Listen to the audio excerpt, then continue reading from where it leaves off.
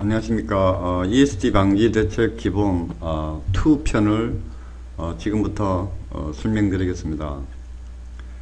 저는 한국공학기술연구원의 백동철입니다. 저희 사이트는 kit.co.kr이고 관련 자료는 여기에 자료실에 가시면 저희들이 소정의 회원가입 절차를 거치시면 제공을 하는 걸로 저희들이 준비하고 있습니다. 자, 앞에 우리 1장에서 했던 것은 주로 그 ESD의 어떤 그 기본 개념이죠. 왜 생기는지, 그리고 대전서열의 의미, 그 다음에 뭐 정전 방지 혹은 분산 재료의 특성, 그리고 습도에 따른 정전기, 그리고 생산이나 개발 현장에서 적용하는 장비류, 그 다음에 산업 현장에서 그 부품 취급 주의사항, 그 다음에 EOS와 ESD의 차이점, 그리고 ESD 우리 현장 테스트 하실 때의 어떤 평가 기준이나 시뮬레이터, 그리고 전달 메커니즘에 대해서 우리가 알아봤고요. 이번에는 ESD 대책을 대체 어떻게 하고, 또 어떤 소자가 있고, 또 실제 레이아웃 하거나 기타 조치를 할 때 어떻게 할 거냐, 거기에 대해서 설명을 드리겠습니다. ESD 프로텍션의 어떤 그 대책 사례에서 보면 첫 번째 ESD 모델에 대해서 제가 설명을 드리고요. 모델은 크게 보면 디바이스 레벨과 시스템 레벨이 있습니다. 그리고 ESD 모델 해석에 대해서 실제 등가 회로를 그려가지고 스파이스를 이용해서 어떤 그 국제 규격에 어떤 만족하는 그런 ESD 노이즈 펄스를 만드는 그런 거를 제가 한번 보여드리고요. 그 다음에 시스템 레벨 테스터인 그 IEC 4000 시리즈죠. 그러니까 ESD, 그 다음에 버스트, 그 다음에 서지에 대해서 뭐 기타 좀 더 있습니다만은 가장 주요하게 많이 다루는 이 세 가지 위주로 설명을 드리고, 여기서 시스템 레벨이란 제품이 완제품이 됐을 때의 어떤 외부적 ESD 충격에 대한 대책을 어떻게 세울 거냐, 뭐 그런 관련되는 내용으로 보시면 됩니다. 챕터 4에서는 정기적인 스트레스, 오버 스트레스에 대한 개념을 설명드리고, 거기에서 실제 그 ESD의 그 대책의 어떤 원리, 그 다음에 어떤 실제 시스템에서의 어떤 디자인하는 기법, 그리고 일반적으로 대책은 외부의 어떤 그 별도의 소자, 즉 바리스타나 TVS 같은 소자를 써서 하기도 하지만 실제 IC 내부에도 프로텍션이 들어가 있죠. 그래서 그게 유기적으로 어떻게 작용하는지 뭐 이런 부분하고, 그 다음에 대책 소자의 전압전류 특성에서 뭐 특성 커버나, 그 다음에 대책 방향, ESC가 들어왔을 때의 전류의 방향에 의한 그런 구분들에 대해서 한번 살펴보겠습니다. 챕터 5에서는 ESD 프로텍션 소자죠. 그래서 여러가지 종류가 있는데 그 종류별 특성들, 그리고 가장 일반적으로 쓰는 TVS와 바리스타의 어떤 그 스펙상에 주어지는 파라메타들, 그런 것들을 한번 보고요. 거기에 대한 해석을 또 해보겠습니다. 그리고 주요하게 이 파라메타 중에 어떤 그 내부 카패시터 때문에 어떤 그 선정 방법에 대한 뭐 그런 것들, 내부 캡에 따른 그 쓸 수 있는지 없는지 뭐 이런 것들, 그 다음에 뭐 기타 내압이랄지 혹은 IC가 견딜 수 있는 전압에 대한 어떤 그런 클램핑 값과의 차이, 그 다음에 신호 스피드에 따른, 뭐 물론 신호 스피드는 이 내부 캡하고 관계가 되겠죠. 그런 부분. 그리고 챕터 6에서는 실제 애플리케이션 사례를 말씀드리겠습니다. 그래서 스마트폰의 어떤 대책에 대한 내용들, 그리고 LED 조명장치, 그 다음에 실제 그 PCB 레이아웃 할 때 주의할 점, 그 다음에 기구물에서의 어떤 고려할 점, 그 다음에 그 대책 부품의 위치를 대체 어디 두는 게 가장 적합한지 이런 부분에 대해서 한번 살펴보겠습니다. 챕터 7에서는 ESD 부품의 어떤 그 대책했을 때의 그 오퍼레이션의 해석 위주로 제가 설명드리겠습니다. 크게 보면 세 가지 방식이 있는데, 그래서 다이오드 방식과 TVS, 바리스타에 대한 그 상이점, 그 다음에 특징들을 좀 다루고요. 그 다음에 유니와 바이 디렉션을 또 어떤 경우에 이제 선택을 할 건지 그런 부분. 그 다음에 실제 그 작동전압 VRWM과 항복전압 VBR의 어떤 관계. 그 다음에 기생캡도 한번 저희들이 해석을 통해서 어떤 영향을 주는지 보고요. 또 실제 하이스피드 데이터 라인에 우리가 이 대책을 걸어 가지고 어떤 영향을 주는지, 파워 라인도 마찬가지죠. 그리고 마지막으로 참고 자료에는 레치업이나 기타 FAQ, 그리고 종합 정리로 진행을 하겠습니다. 챕터 1 ESD 모델에 대해서 살펴보겠습니다. ESD 모델이란 한마디로 이야기하면 우리가 실제 테스트 건이나 그런 걸 사용해서 우리가 그 제품의 세트에 혹은 IC나 이런데 인가를 할 때 크기를 우리가 어떤 그 회로 관련 툴, 즉 스파이스나 이런 걸 가지고 실제 그 R이나 L이나 C, 그리고 전압은 전류원으로 등가화해서 만들 수가 있습니다. 그렇게 되면 우리가 제공하는 IC나 혹은 그 ESD 모델을 받아가지고, 그 디바이스 모델을 받아가지고 실제 그 필드에서 인가를 안 하더라도 해석상으로 우리가 볼 수도 있거든요. 그래서 이 모델의 개념은 어떤 그 CAE의 영역으로 보셔도 되고요.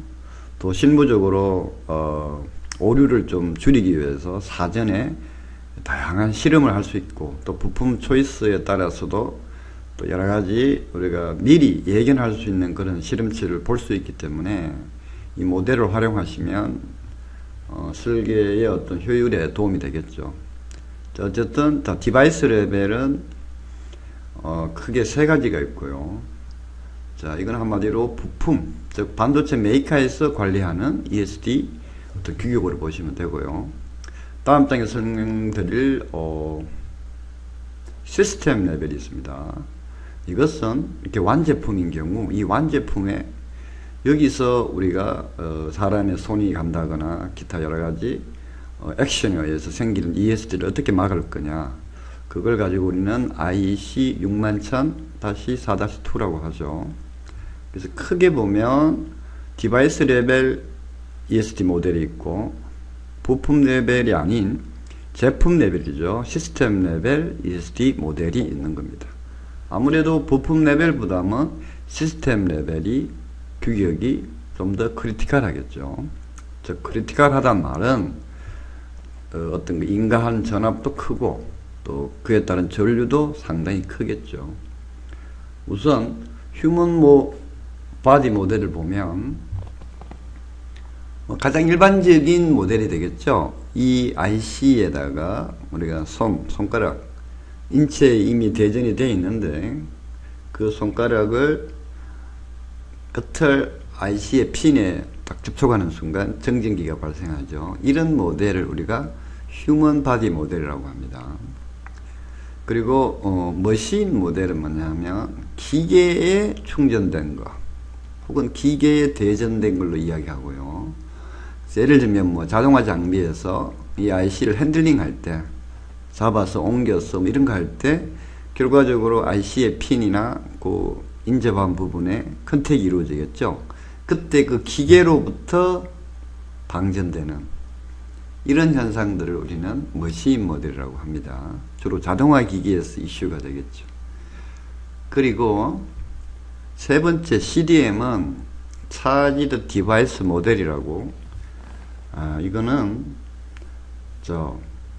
디바이스에 차징된 모델이죠. 결국은 이런 우리가 부품 보관에 어떤 그 용도로서는 플라스틱 튜브 같은데 이 IC가 이쪽에 있다가 쭉 꺼내면 쭉 내려오면서 마찰이 생깁니다. 그죠? 그러다가 이놈이 접지에 접촉이 되는 순간 이 IC에 어떤 그 대전된 전하들이 순간적으로 반견이 이루어집니다. 즉 부품에 대전된 형태의 모델, 즉 CDM이라고 합니다. 자, 그래서 이 경우를 우리가 차지드 디바이스 모델 CDM입니다. 그래서 부품 레벨에는 세 가지 모델이 있고요. 이거는 제품 설계자 입장에서는 의미가 없죠. 제품 설계자는 이 규격을 만족한다 하더라도 제품에 들어가면 거기는 좀 더 크리티컬한 어떤 그 외부 ESD 노이즈가 인가될 수가 있죠. 왜냐하면 디바이스 모델은 이미 반도체 공장이든 아니면 완제품 생산 라인이든 개발실이든 어느 정도 ESD의 어떤 방지나 어떤 대전 방지의 조치를 충분히 취해냈다고 보셔도 되겠죠. 뭐 적당한 습도, 그 다음에 정전 분산제를 써서 작업장이나 아니면 뭐 그 사람 직원들도 충분히 그런 재전복을 입고 그렇게 움직이기 때문에 크리티컬하지는 않습니다. 그 규격 자체의 어떤 전압이나 전류값, 그 다음에 라이징 폴링 타임들이, 그죠? 앞서 부품 레벨, 즉 컴포넌트 레벨의 ESD 모델 외에 굉장히 제조사나 개발자한테 중요한 시스템 레벨 ESD 모델에 대해서 보면요, 여기서 시스템이라 하면 뭐 제품, 완제품으로 보시면 되겠습니다. 그래서 국제 규격으로 IEC 61000-4-2로 정의되어 있습니다. 우측 그림 보시면 일단 부품 레벨의 ESD 규격인 그 HBM 대비 시스템 레벨의 이 번치가 아주 크죠. 아주 상징적인 의미인데, 그죠? 그래서 이 번치의 의미는 결국은 전압값 혹은 커런트 값 혹은 상승 시간, 뭐 이런 예민한 값이 되겠죠. 그죠? 자, 그래서 실제 이 IEC 규격은 사용자 환경이죠. 그래서 제어되지 않은 ESD 환경이죠. 따라서 측정 레벨이 매우 크리티컬합니다. 그리고 IC 레벨에서 비록 가장 최대값인 8kV 내성을 갖는다 하더라도, 즉 HBM으로, 하지만 IEC 레벨에서는 2kV에도 이 제품, 완제품 내의 IC가 손상을 입을 수가 있는 거죠. 왜 그러냐면 커런트의 양이 무려 한 5배 정도 큽니다. 지금 대충 봐도 지금 1.33의 5배가 7.5A죠. 그죠? 그래서 부품 레벨의 규격을 만족한 거를 우리가 이 제품에 썼다 하더라도 결국은 IC의 어떤 그 측정 기준이 굉장히 높기 때문에 별도로 이 제품에서 대책을 하지 않으면 그 내부의 이 IC는 데미지를 입을 수가 있는 거죠. 그래서 일단 대충 보시면 방전 시 최대 한 30A 하니까 이 HBM의 약 5배 이상이고요. 그 다음에 상승 시간도 보통 HBM 뭐 10나노세크 이하지만 얘는 거의 1나노세크 미만입니다. 그리고 테스트 할 때도 실제 그 건을 가지고 테스트 할 때도 10회를 하는데 포지티브 10번, 네거티브 10번 이렇게 여러 번 하게 됩니다. 앞서 디바이스 레벨에서는 보통 1회입니다. 포지티브 한 번, 네거티브 한 번. 지금 우측 여기 상단 보시면 지금 이게 8kV에 대한 커런트인데 지금 피크 칠 때 거의 30A가 되죠. 그죠? 하지만 HBM 8kg인 경우는 뭐 5A 내외죠, 그죠? 그래서 사실상 그 디바이스 레벨의 HBM과 이 IEC는 둘 다 인체에서 발생되는 정전기인데, HBM은 제어된 ESD 환경이기 때문에 전류값이나 이런 값들이 적지만, IEC는 제어되지 않았죠. 겨울에 혹은 여름에, 또 혹은 사용자의 그 제품 혹은 기계나 장비의 그 사용 환경에 따라서 굉장히 큰 전기적 충격을 줄 수 있기 때문에 이런 큰 전류가 순간적으로 이 제품에 영향을 주게 되는 겁니다. 자, 그래서 디바이스 레벨과 시스템 레벨의 모델을 비교한 테이블입니다. 그래서 이 세 가지는 디바이스 레벨이고, 이쪽은 제품 레벨, 그죠? 그리고 이 시험 레벨은 HBM은 2에서 8kg, 머신 모델은 100에서 200, CDM은 250에서 2kg, 그 다음에 시스템 레벨인 경우는 맥스 15kg가 되죠, 그죠? 펄스 폭은 HBM이나 IEC나 기본적으로 휴먼 바디 모델이기 때문에 거의 같은 값을 가지죠, 그죠? 피크 전류는 보시면 얘가 2kg에 대해서 7.5A, 얘는 1.33, 앞서 말씀드린 약 한 5배의 이상의 차이가 나죠. 상승 시간은 얘가 한 10나노세크 이하고, 그죠? IEC가 1나노세크 이하입니다, 그죠? 스파이크, 즉 그 테스트 할 때 외부에서 인가하는 그 전기적 그 테스트 스파이크 수는 시스템 레벨은 플러스 마이너스 10회고, 이런 디바이스 레벨은 플러스 마이너스 1회로 패스하고 베일을 결정짓는 겁니다, 그죠? 자, 그래서 결국은 이 디바이스 모델은 제품 생산 환경이기 때문에 컨트롤된 ESD 환경이고, IEC는 소비자 환경 규격입니다, 그죠? 소비자 환경은 예측할 수가 없죠. 자, 그래서 우리가 제품 설계자 입장에서는 여러분 대부분이 이제 이 부분에 해당되겠습니다만, 바로 이 시스템 레벨의 ESD 이뮤니티 테스트 규격에 준구를 해야 되겠죠. 자, 이제 말씀드린 여러가지 ESD 표준 규격에 대한 웨이브폼 비교입니다. 그래서 이 IEC 경우는 거의 30A까지 올라갔다가 다시 또 약간 올라가서 다시 떨어지는 이런 형태고요. CDM은 굉장히 빠른 순간 올라왔다가 떨어지고, 반면에 HBM은 이 IEC에 비해서 상당히 낮죠. 2kV에 대해서 약 1.33A 죠, 그죠? 그래서 여기가 1.33 정도 되겠죠. 그리고 여기 EOS가 있는데, EOS는 앞서 말씀드린 그 정기적인 오버 스트레스죠. EOS는 순간적인 현상이 아니고 지속성이 길다겠습니다, 그죠?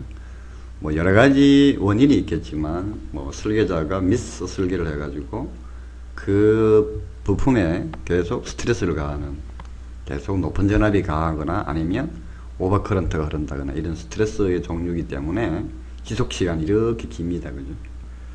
그런 부분이 있고, 여기 독특하게 CD라고 있는데, 요거는 뭐 표준 규격이라고 보기는 좀 그렇고요. 정의된 게 케이블 디스차지 이벤트라고 해서 표준 규격으로 관리되진 않습니다만, 워낙 중요한 어떤 그 이벤트 중에 하나죠. 주로 우리 제품을 사용하다 보면 통신을 하거나 충전을 하거나 뭐 이럴 때 케이블을 많이 씁니다. USB, HDMI, LAN 이런 것들은 실제 우리 사용자가 꽂거나 빼는 이런 어떤 여러가지 그 천위 현상이 많이 생깁니다. 특히나 이 케이블류는 길이가 길죠. 랜 케이블은 뭐 100m 이상이 되는 경우도 있고, 자, 이런 경우 어떤 바닥의 상황이나 주변 전작에 의해서 정전기 유기가 쉽죠. 그래서 집중적인 대책이 필요합니다. 사실상 뭐 IC의 범주에 들어간다고 보셔도 되긴 되는데, 특별히 CDE라고 케이블 디스차지 이벤트란 말로도 쓰고 또 관리되기도 합니다. 자, 이제 가장 중요하게 다루는 이 시스템 레벨의 IEC 규격과 디바이스 레벨의 HBM에 대해서 비교표를 만들었습니다. 자, 여기서 정의는 즉 대전된 인체에서 시스템 혹은 제품으로가 바로 61000-4-2고, 그죠? HBM은 인체 누적 증정기가 IC 혹은 부품으로 방전되는 경우입니다. 자, 환경은 뭐죠? 앞서 말씀드린 그냥 집, 사무실, 뭐 밖에, 안에 여러가지 그냥 소비자가 사용하는 환경을 보시면 되고요. 이 HBM은 공장이죠. 그러니까 충분히 어떤 대전 방지나 여러가지 환경적인 요소가 갖춰진 상태, 그때 관리되는 모델이기 때문에 아무래도 IEC보다는 조금 낮게 관리가 되겠죠. 그리고 보편적으로 이 테스트나 이런 게 환경이 뭐냐 하면, IEC는 전원이 들어간 상태에서 모든 게 정상 동작을 해야 되는 거고요. 이 HBM은 파워가 들어가지 않은 상태에서 측정이 되는 겁니다. 벌써 이 부분에서도 차이가 있겠죠. 전원이 인가되지 않은 상태에서는 아무래도 내성이 좀 더 있을 수는 있겠죠. 그래서 파워가 들어간 상태에서 이 61000-4-2 측정을 또 하게 되는 거고요. 그죠? 자, 밑에 이 등가 모델입니다. 그죠? 여기서 고압을 가지고 수메가짜리 저항을 통해서 충전이 됐다가 이 스위치가 우측으로 가면 여기 있는 에너지가 그대로 쭉 빠져나가죠. DUT라는 게 디바이스 언더 테스트라고 해서 그냥 측정 대상 장치 뭐 이렇게 이해하셔도 됩니다. 그리고 이 HBM도 동일합니다. 단 이런 그 로드 쪽의 저항이나 그 다음에 이쪽 캐패시터 값이 그 차이가 좀 있습니다. 시험 레벨은 뭐 표준으로 측정하는 게 IC는 8kV고 HBM은 2kV입니다. 피크 전류는 kV당 3.75, 0.7. 펄스폭은 같았겠죠. 왜? 두 모델 다 인체에서 어떤 그 기준으로 한 모델이기 때문에 그렇습니다. 그죠? 상승 시간은 약 한 10배 차이가 나죠. 1나노세크, 얘는 맥스 10나노세크. 그리고 페일리어. 맛이 가는 경우는 어떻게 맛이 가느냐? 얘는 하드웨어적인 거와 소프트웨어적인 페일리어 두 가지가 있었죠. 앞서 저희가 ESG 베이직에서 다뤘던 내용입니다. 그죠? 그래서 이 소프트웨어적으로 죽으면 살 수도 있지만 하드웨어적으로 데미지를 받으면 이게 IC 레벨 안에 그 선로나 그 패턴이 날아가 버리기 때문에 복구가 불가능하죠. 그리고 HBM에서는 하드웨어 페일리어만 생기겠습니다. 그죠? 왜냐하면 전원이 가해지지 않은 상태이기 때문에 외부에 충격을 줬을 때 그런 그 반도체 내부 회로가 어떤 그 공격을 당해가지고 고장나는 그런 기공이기 때문에 하드 페일리어만 있겠죠. 그리고 대상 제품은 완제품들이겠죠. 그죠? 그 다음에 HBM은 이런 IC류나 소자류, 트랜지스터, 모스펫 이런 식으로 되겠습니다. 뭐 장비는 건이 뭐 이런 타입이 있고 이런 타입이 있습니다. 자, 이제 앞서 말씀드린 그 디바이스 베이스의 그 모델인 이 HBM, CDM, MM에 대한 그 신호 발생기로 보시면 됩니다. 등가회로. 그리고 이 DUT는 바로 측정 대상이 되겠죠.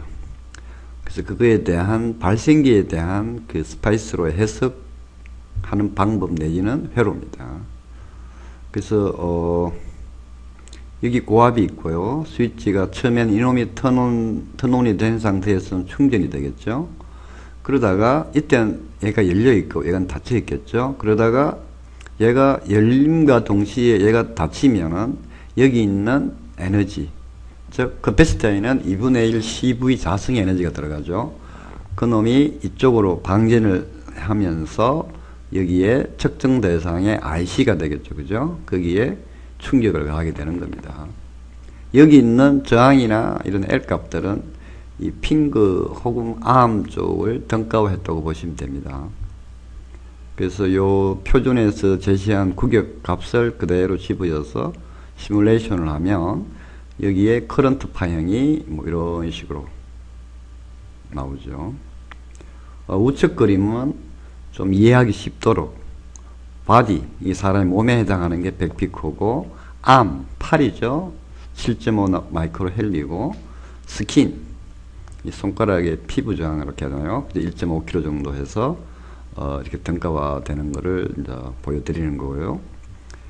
자, 그래서 우리는 뒤쪽에 나오겠습니다만 이 어떤 그 커런트 파형의 그 HBM 파형을 여기 IC 혹은 기타 ESD 대책 소자를 여기에다 걸어 놓고 테스트를 하면 이 파형이 꺾이는 걸 볼 수가 있겠죠. 그죠? 뭐 그런 식입니다. 자, 그 다음에 HBM의 이런 형태고요.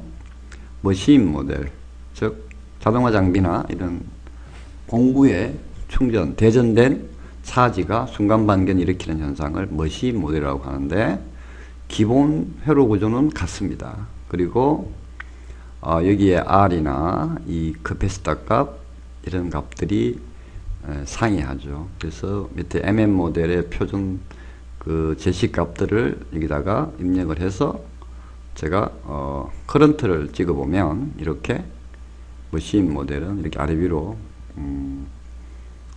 이렇게 발질은 아니지만 어쨌든 이런 형태로 스윙이 왔다 갔다 하면서 나오죠. 그죠? 그래서 요게 바로 머신 모델입니다. 머신 모델은 제가 알기로 주로 아시아, 주로 일본이겠죠. 일본 쪽에서 뭐 만들었다는 얘기도 들었습니다.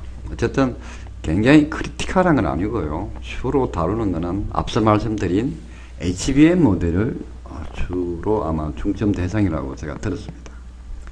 자, CDM은 이 칩의 어떤 이동이나 마찰에 의해서 생긴 전하가 이쪽으로 방전되는 그런 현상을 CDM이라고 하고요. 기본적으로 동일합니다. 여기 들어가 있는 파라메타 값은 또 다르겠죠. 그래서 그 값을 입력을 해서 시뮬레이션 해보면 뭐 이런 형태로 나옵니다. 그래서 이 세 가지 모델 모두 레벨 1, 2, 3, 4 이런 식으로 각자의 규격치가 틀리죠. 예를 들면 여기 어플라이드 볼티지가 2냐 4냐 이런 식으로 값이 다 레벨 혹은 클래스별로 해서 틀린데 그때는 여기에 있는 시정수 값들을 뭐 이 값을 바꾸는다거나 전압을 올리려면 이걸 올린다거나 아니면 이 충전용 저항 값을 또 변경을 시킨다거나 해서 이 커런트 값을 바꿀 수가 있죠. 그죠? 혹은 뭐 전압 값도 마찬가지입니다. 지금 앞서 보신 세 가지는 신호 발생기로 보시면 됩니다. 서지 ESD 모델에 의한 그 서지 혹은 그 펄스 발생기로 이해하시면 되겠습니다. 그 다음에 시스템 레벨인 IC도 동일 회로 구조를 가집니다. 그죠? 그리고 요 표준 파라메타를 입력을 해서 파형을 발생시키면 이런 식으로 커런트가 파형이 나옵니다. 실제는 IC 모델은 이렇게 올라가서 중간에 한번 뛰는 게 있는데 뭐 그거는 굉장히 그 실무적인 상황이고요.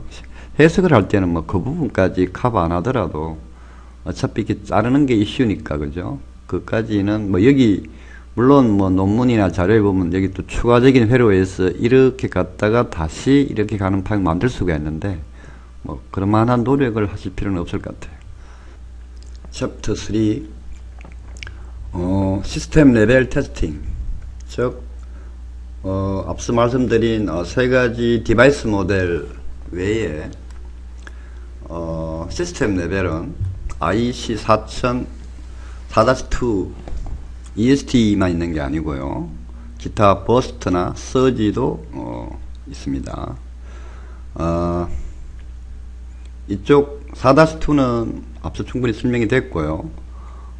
버스트와 서지가 있는데 버스트는 EFT라고 하기도 합니다.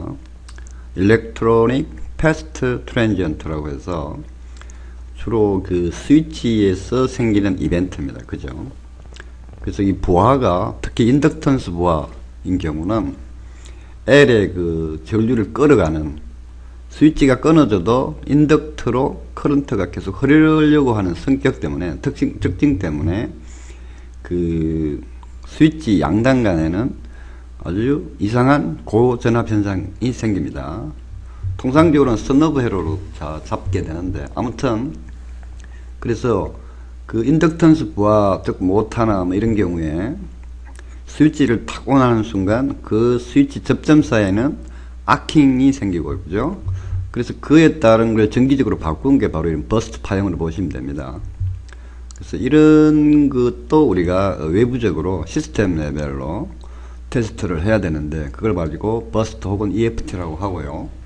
서지는 뭐 우리가 흔히 많이 이야기하는 번개나 낙뢰 뭐 그 다음에 뭐 여기 보시면 뭐 대용량 파워 시스템에서 스위치가 턴 온 할 때 이런 순간적인 서지가 발생될 수 있는데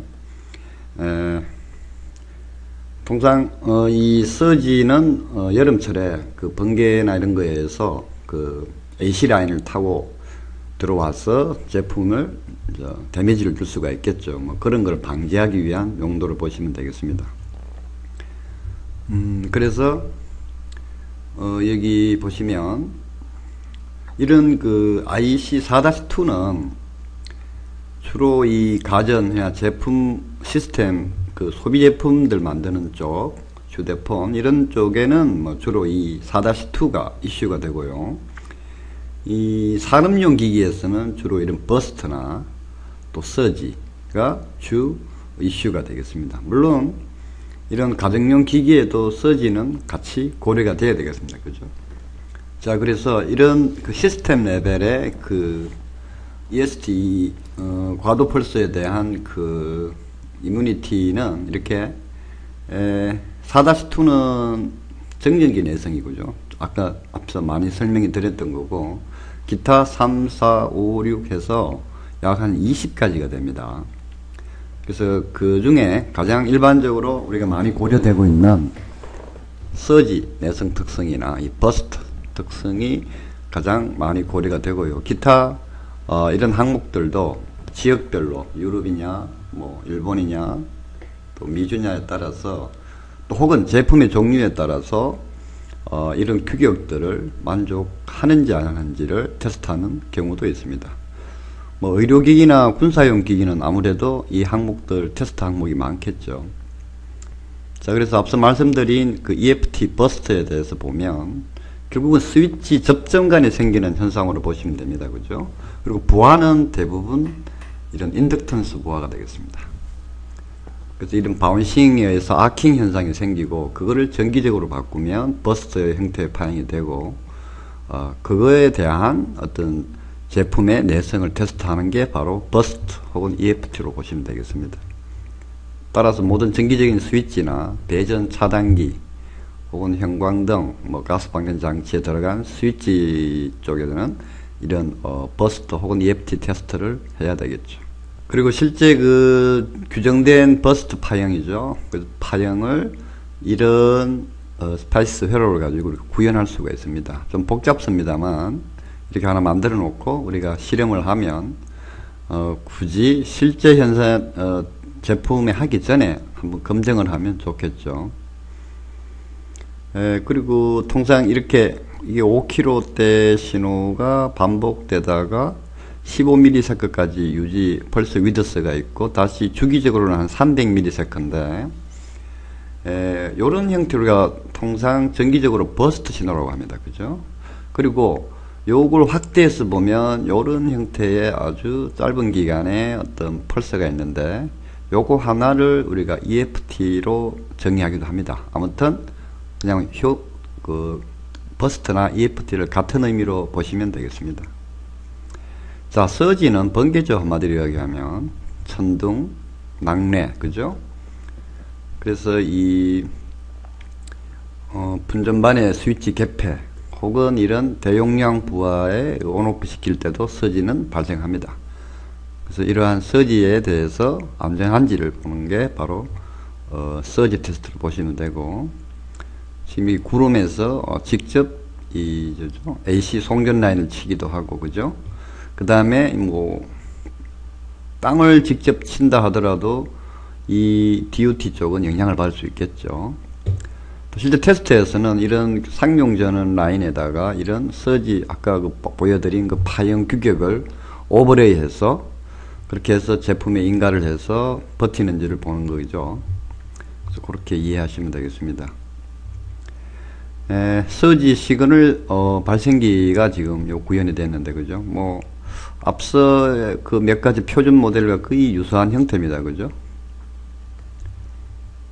그리고 기타 뭐 여기 이런 폴링 타임에 대한 어떤 규정도 맞춰야 되겠죠. 이런 것들은 여기에 값들을 적절히 조정하시면 충분히 세밀하게 조정이 가능합니다. 자, 그리고 뭐 또 다른 그 이뮤니티 중에는 볼티지 딥, 즉 순간적으로 전압이 낮아지는 걸 볼티지 딥이라고 하죠. 그 다음 인터럽션, 아예 전원이 없어지는 거, 인가가 안 되는 상황이죠. 이런 것들도 우리가 실험 항목에 있습니다. 그래서 이 산업 현장, 특히 뭐 원자력이나 기타 그 정밀기기를 다루는 데는 데이터 센터나, 그죠? 이런 경우는 굉장히 이 부분이 중요하죠. 그래서 순간적인 전압 저하, 딥이나 혹은 순간 정전에 따라서 이 시스템이 문제없이 살아있는지 돌아가는지를 파악하는 게 바로 볼티지 딥, 그리고 또 인터럽션이라고 합니다. 자, 어쨌든 결국은 우리가 다룰 거는 주로 디바이스 모델의 이쪽 팩토리 환경의 이 디바이스 모델과 그 다음에 시스템 레벨의 이런 거 IC 4-2, 그죠? 그래서 보시면 결국은 이 디바이스 레벨은 충분히 ESD가 고려되는 환경이라 뭐 대개 보면 1kHz, 2kV 정도로 얘가 살아있으면 되죠. 하지만 이쪽 시스템 레벨은 이렇게 노출된 핀으로 ESD가 들어가기도 하고, ESD 이벤트 자체가 어떤 습도나 주변 환경에 따라서는 상당히 큰 값을 가져갈 수 있기 때문에 뭐 심지어는 35kV까지도 뜨기도 하죠. 그래서 이런 부분에 대해서 제어되지 않은 환경이기 때문에 그거에 대한 고려가 필요합니다. 따라서 제품 설계자는 이 시스템 레벨이 굉장히 중요하겠죠. 그래서 물론 뭐 가전제품이냐 또 휴대용 기기냐 또 자동차냐에 따라서 이런 규격도 다 상이하게 관리가 되겠습니다. 그죠? ESD의 그 발생에 대한 그 소스를 보시면 뒤에 설명이 따로 있습니다만은 인체, 몸, 주로 사람의 바디가 상당히 영향을 많이 미치겠죠. 그 다음에 사람이 갖고 조작하는 도구들, 각종 케이블류, 앞서 말씀드린 CDE, 그죠?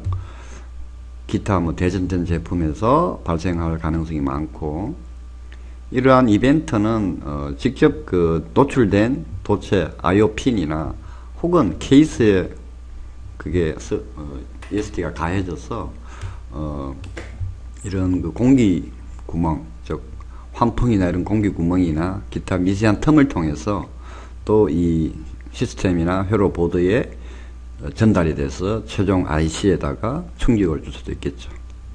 챕터 4, 정기적인 오버스트레스에 대한 그 어떻게 제어를 하느냐. 오버스트레스를 제어하는, 즉 억제시키는 방법은 크게 보면 두 가지겠습니다. 자, 과도하게 들어오는 커런트를 어떻게 막을 거냐. 전류가 많이 들어가도 얘는 마치 가겠죠. 또 전압이 많이 들어와도 특별한 이런 보호 회로가 없다면 얘가 못 견디겠죠. 대개 이런 IC들은 뭐 심지어는 1.5V부터 보통 5V 내에 직류 전원을 많이 쓰죠.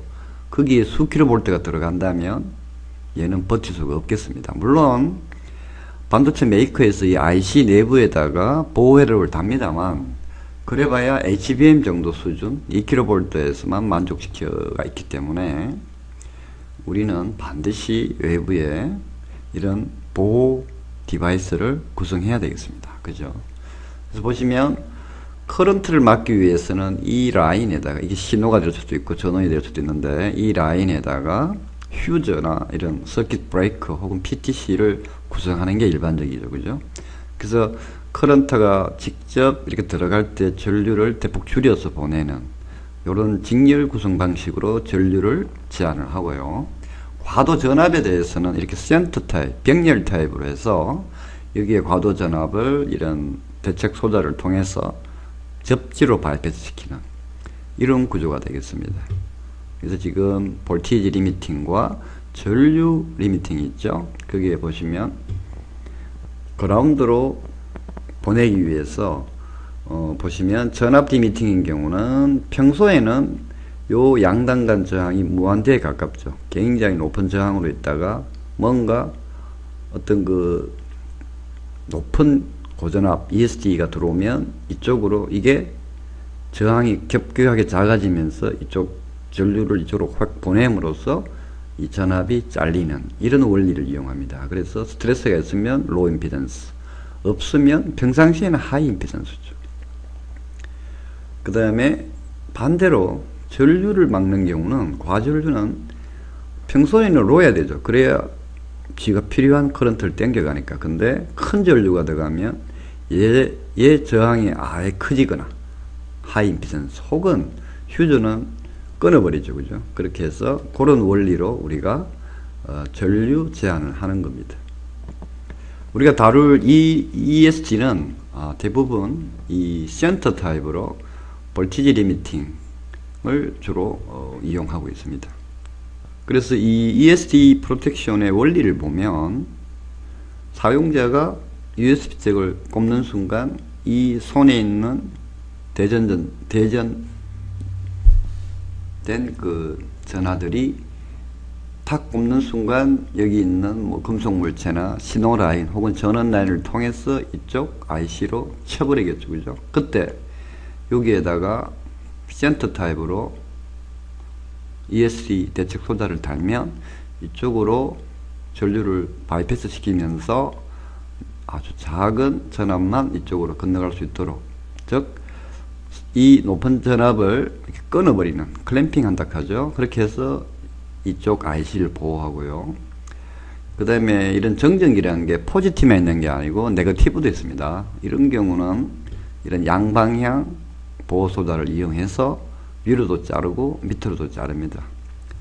사실상 이것도 단방향 같지만 양방향으로 잘립니다. 상세한 내용은 뒤쪽에서 추가 설명을 드리죠. 자, 그래서 보편적으로 우리가 제품에서 그 ESD 디자인이 어떻게 되어 있는지 보면 이런 그 RS23이나 통신 어떤 잭이 있으면 자, 이게 이런 그 IC 4-2 파형이 들어갔다고 가정하면 이게 신호 라인이 되겠습니다. 그죠? 이쪽이 IC가 된다고 보시면 되고요. 그러면 툭 들어가면 여기 아무것도 없다면 바로 가버리겠죠. 자, 여기는 뭐냐 하면 그냥 패턴으로 보시면 됩니다. 통상 뭐 직렬로 뭐 작은 저항이나 혹은 병렬로 캡을 달기도 하고요. 비드가 달리기도 하죠. 자, 그래서 이 대책이 없다면 여기 있는 과도한 이런 펄스가 다이렉트리 이쪽으로 들어가 버립니다. 그럼 이 IC에서는 디바이스 레벨의 규격을 각 만족했으나 여기 들어오는 양이 워낙 크죠. 30A 혹은 8kV라면 얘는 견딜 수가 없게 됩니다. 그래서 우리는 바깥쪽에다가 이 진입구에다가 션트 타입으로 해서 TVS 혹은 바리스타 혹은 기타 여러가지 정전 대책 소자를 구성을 해서 1차적으로 이 큰 전류를 한쪽으로 보내주고 접지로, 그죠? 그 다음에 줄인 다음에 넘어와서 다시 또 그 남아있는 게 들어온다 하더라도 어차피 대부분의 IC에서는 ESD 대책을 한 그 IO 핀을 갖고 있기 때문에 얘가 견딜 수 있는 거죠. 그래서 대부분은 1차 한번 막아주고요. 그 다음에 IC 자체적으로 막아주는 이런 이중 구조로 보시면 됩니다. 그래서 이 셀로에서는 가급적 적절한 저항, 너무 큰 저항을 쓰면 신호가 안 가면 안 되죠. 적절한 그 저항이나 혹은 병렬 형태의 급패시타 혹은 비드 이런 것들을 코먼 모드 필터, 그죠? 구성을 하면 아무래도 이 남아있는 정전기가 요걸로 인해서 좀 더 억제가 되겠죠. 그래서 보편적으로는 이런 1차, 2차 구조로 되어 있다고 보시면 됩니다. 그래서 실질적인 그 회로를 보시면 이게 다이오드 두 개와 여기 TVS 혹은 바리스타 뭐 이런 걸 쓸 수가 있는데, 자 보시면 포지티브 엣지가 EST가 들어갔을 때 보면 위에 다이오드가 턴온이 되겠습니다. 그럼 쭉 턴온 돼서 이 클램핑 전압이 이상이 되면 일로 쭉 해서 접지로 빠져버리겠죠. 그래서 1차적으로 이 I1 전류는 큰 전류가 이렇게 이 위에 다이오드가 턴온, 그 다음에 다시 이쪽으로 턴온해서 그라운드로 내려가면서 이 파형을 끊어줍니다. 뭐 8km든 뭐 30km든. 그 다음 두 번째, 이렇게 쭉 가서 IC의 핀으로 들어갈 때 앞서 말씀드린 직렬로 저항이나 기타 비드나 이런 걸 구성이 되어 있으면 약간의 전류를 줄이겠죠. 그러면 이 HBM 정도만 만족하는 IC에서는 내부적으로 또 들어온다 하더라도 위로 해서 서로 역할 분담을 함으로써 이 전체 시스템의 보호가 되는 걸로 보시면 되겠습니다. 그래서 따라서 통상적으로 이 대책 소자 쪽에 어떤 그 커런트 리미트 전류를 이렇게 접지로 바이패스 하는 전류는 상당히 크고, 그죠? IC 쪽에서는 그렇게 큰 전류가 아니겠죠. 그래서 I1이 훨씬 큽니다. 자, 그리고 ESD 대책 소자는 뭐 볼티지 스프레스라고 하기도 하는데요. 그 클램핑 하는, 이게 클램핑이죠. 이렇게 클램핑을 하나, 뭐 이렇게 하나, 그죠? 보시면 이게 전압축이니까 만약에 여기서 위로 쭉 큰 높은 놈이 들어가면 이게 전압축이죠. 그러면 이게 클램핑 영역이죠, 그죠? 그래서 이렇게 해서 잘려가지고 얘는 사라지는 거죠. 그래서 요 스냅백 방식이 있고 V 클램프 방식이 있습니다. 그래서 스냅백은 이렇게 이까지 하다가 순간적으로 있다가 다시 원래대로 밑으로 가서 이렇게 쭉 잘리는 이런 현상으로 보시면 됩니다. 좀 독특하죠. 그래서 요 부분이 바로 IC가 정상 동작하는 영역. 예를 들면 이게 5V가 되겠죠. 그 다음에 이 세이프 리전은 뭐냐 하면 이런 그 V 클램프든 스냅백이든 이 전압을 잘라주는 커버 영역이 바로 세이프 오버 볼티지 영역이 되고, 그죠? 그 위는 예를 들면 여기가 뭐 9V가 될 수 있을 거고, 그죠? 이쪽은 이제 IC가 맛이 가는 영역입니다. 그죠? 그래서 대부분 요 영역 안에서 이런 그 클램프가 됐던 이 크로바 특성에 의해서 전압을 잘라줘야지 보호가 되겠죠. 그래서 여기서 중요한 것은 대책 소자, 즉 TV에서나 바리스타, 기타 뭐 GDT, 뭐 사이리스트, 뭐 이런 류의 동작 특성이 하나는 V 클램프고, 뭐 가장 보편적인 방식이죠. 다이오드 특성 비슷하게. 그 다음에 이렇게 갔다가 순간적으로 여기까지 갔다가 쭉 떨어져서 이 영역 세이프 리전에서 잘라주는 스냅백 방식이 있습니다. 그래서 그 두 가지 방식에 따라서 소자들도 나누어집니다. 보편적으로는 우리가 볼티지 클램핑을 위주로 우리가 알고 계시면 되겠습니다. 그 다음에 전압 전류 특성에서 이렇게 양쪽이 밸런스, 클램핑 되는 영역이 양쪽이 전압이 같은 밸런스 타입이 있고요. 언밸런스 타입이 있습니다. 그래서 이 밸런스 타입을 우리는 바이 디렉셔널 방식이라고 합니다. 아까 우리 배웠죠? 이거는 정상 동작 영역이고 위쪽은 데미지, IC가 고장이 날 수 있는 영역, 즉 IC가 견딜 수 있는 최대 전압으로 보시면 되고, 그 사이가 바로 안정 영역인데 거기에 클램핑이 이루어지면 되겠죠, 그죠? 그 클램핑 특성이 이렇게 밸런스냐 언밸런스냐에 따라서 우리는 바이 디렉셔널 혹은 유니 디렉셔널을 얘기합니다. 이 부분은 주로 TVS 다이오드에서 많이 다루는데 그 부분은 뒤에 따로 설명을 드리는 걸로 하겠습니다. 뭐 간단하게 보면 바이디렉셔널은 시그널 라인이나 어떤 전원 라인이 0V를 중심으로 아래 위로 신호가 있을 때 그때는 이 양방향 타입을 쓰고요. 디지털 로직은 0, 5, 0, 3.3 이런 식이죠. 이런 경우는 유니디렉션을 쓰셔도 무방합니다. 그래서 어쨌든 혹자는 바이가 더 좋고 유니가 아닙니다. 내가 대체할 신호 라인이나 또 전원 라인의 파형의 구조가 제로에서 포지티브냐 아니면 오디오처럼 위아래로 움직이냐에 따라서 요 소자의 선택은 달라지는 겁니다. 자, 그렇게 해서 그 소자를 한번 쭉 보시면 트랜지언트 볼티지 스프레스 다이오드라고 하는데 뭐 이런 형태로 생겼습니다. 이렇게 한 개로 제어하는 방식을 윤이라고 하고요. 이렇게 마주보게 두 개 직렬로 되어 있는 형태를 우리는 바이디렉션이라고 합니다. 기타 이 메탈 옥사이드 바리스타 혹은 MLB 바리스타가 이제 요런 요게 MLB가 되겠죠, 그죠? 멀티레이어 바리스타. 심볼은 요런 형태로 합니다. 그래서 이 바리스타인 경우는 바이디렉셔널입니다. 100% 그죠? 그 다음에 사이리스타 구조의 이런 프로텍션도 있는데 요 경우는 스냅백 특성을 가집니다. 그 다음에 폴리머의 그 물질을 쓴 뭐 서지 프로세스도 있는데 뭐 같은 스냅백 방식으로 되어 있죠, 그죠? 그래서 뭐 우리 옛날에 고전적으로는 제너를 썼는데 제너는 사실은 그 캡 내부 용량이 크기 때문에 요즘같이 고속 데이터를 처리하는 핀에는 적용이 불가능합니다, 그죠? 그래서 최근에는 전부 다 내부 캡이 상당히 적고 클림핑 레벨이 굉장히 낮고 스피드가 빠른 전용의 TVS 다이오드를 쓰고 있죠. 그 다음에 뭐 TSPD라고 해서 사이리스트 구조의 어떤 그 소자가 있는데 이놈은 주로 대전력용 뭐 통신 뭐 이런 쪽에 케이블에 주로 많이 적용이 되고요. 바리스타는 뭐 가변 저항이다, 그죠? Variable Resistor의 합성어입니다.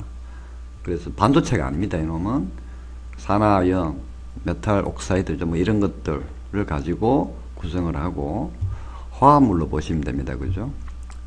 그래서 이게 이 내부적으로 보시면 이 안에 여러 가지 다중 다이오드 구조가 돼가지고 순간적으로 이 양단의 큰 전압에 대해서 이 내부적인 유전 물질이 쇼트, 즉 저임피던스가 되어가지고 이게 이런 클림핑 커브를 갖게 됩니다. 물론 지금 좀 늘어져 있는데 사실은 이렇게 올라가죠, 그죠? 이렇게 뭐 폴리머는 뭐 이런 특성 때문에 그렇게 적용부비가 늘지는 않죠. 그 보편적으로 우리가 많이 알고 있는 게 바로 이 TVS 다이오드하고 이 바리스타를 주로 많이 우리가 쓰고 있습니다. 그래서 이런 디바이스 종류와 특성에서 보시면 크로바가 아까 스냅백과 같은 얘기입니다.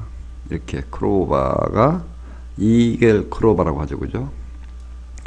그래서 이런 모양 구조라고 해서 비슷하죠, 그죠? 그래서 크로바 혹은 스냅백이라고 하는데 그 대책 소자로 이 크로바 특성은 이 스파크 갭 어떤 도전체 두 개를 밀접시켜 가지고 방전시키는 거, 혹은 이 가스 방전 GDT, 그 다음에 뭐 사이리스트 혹은 사이리스트를 기본 구조로 한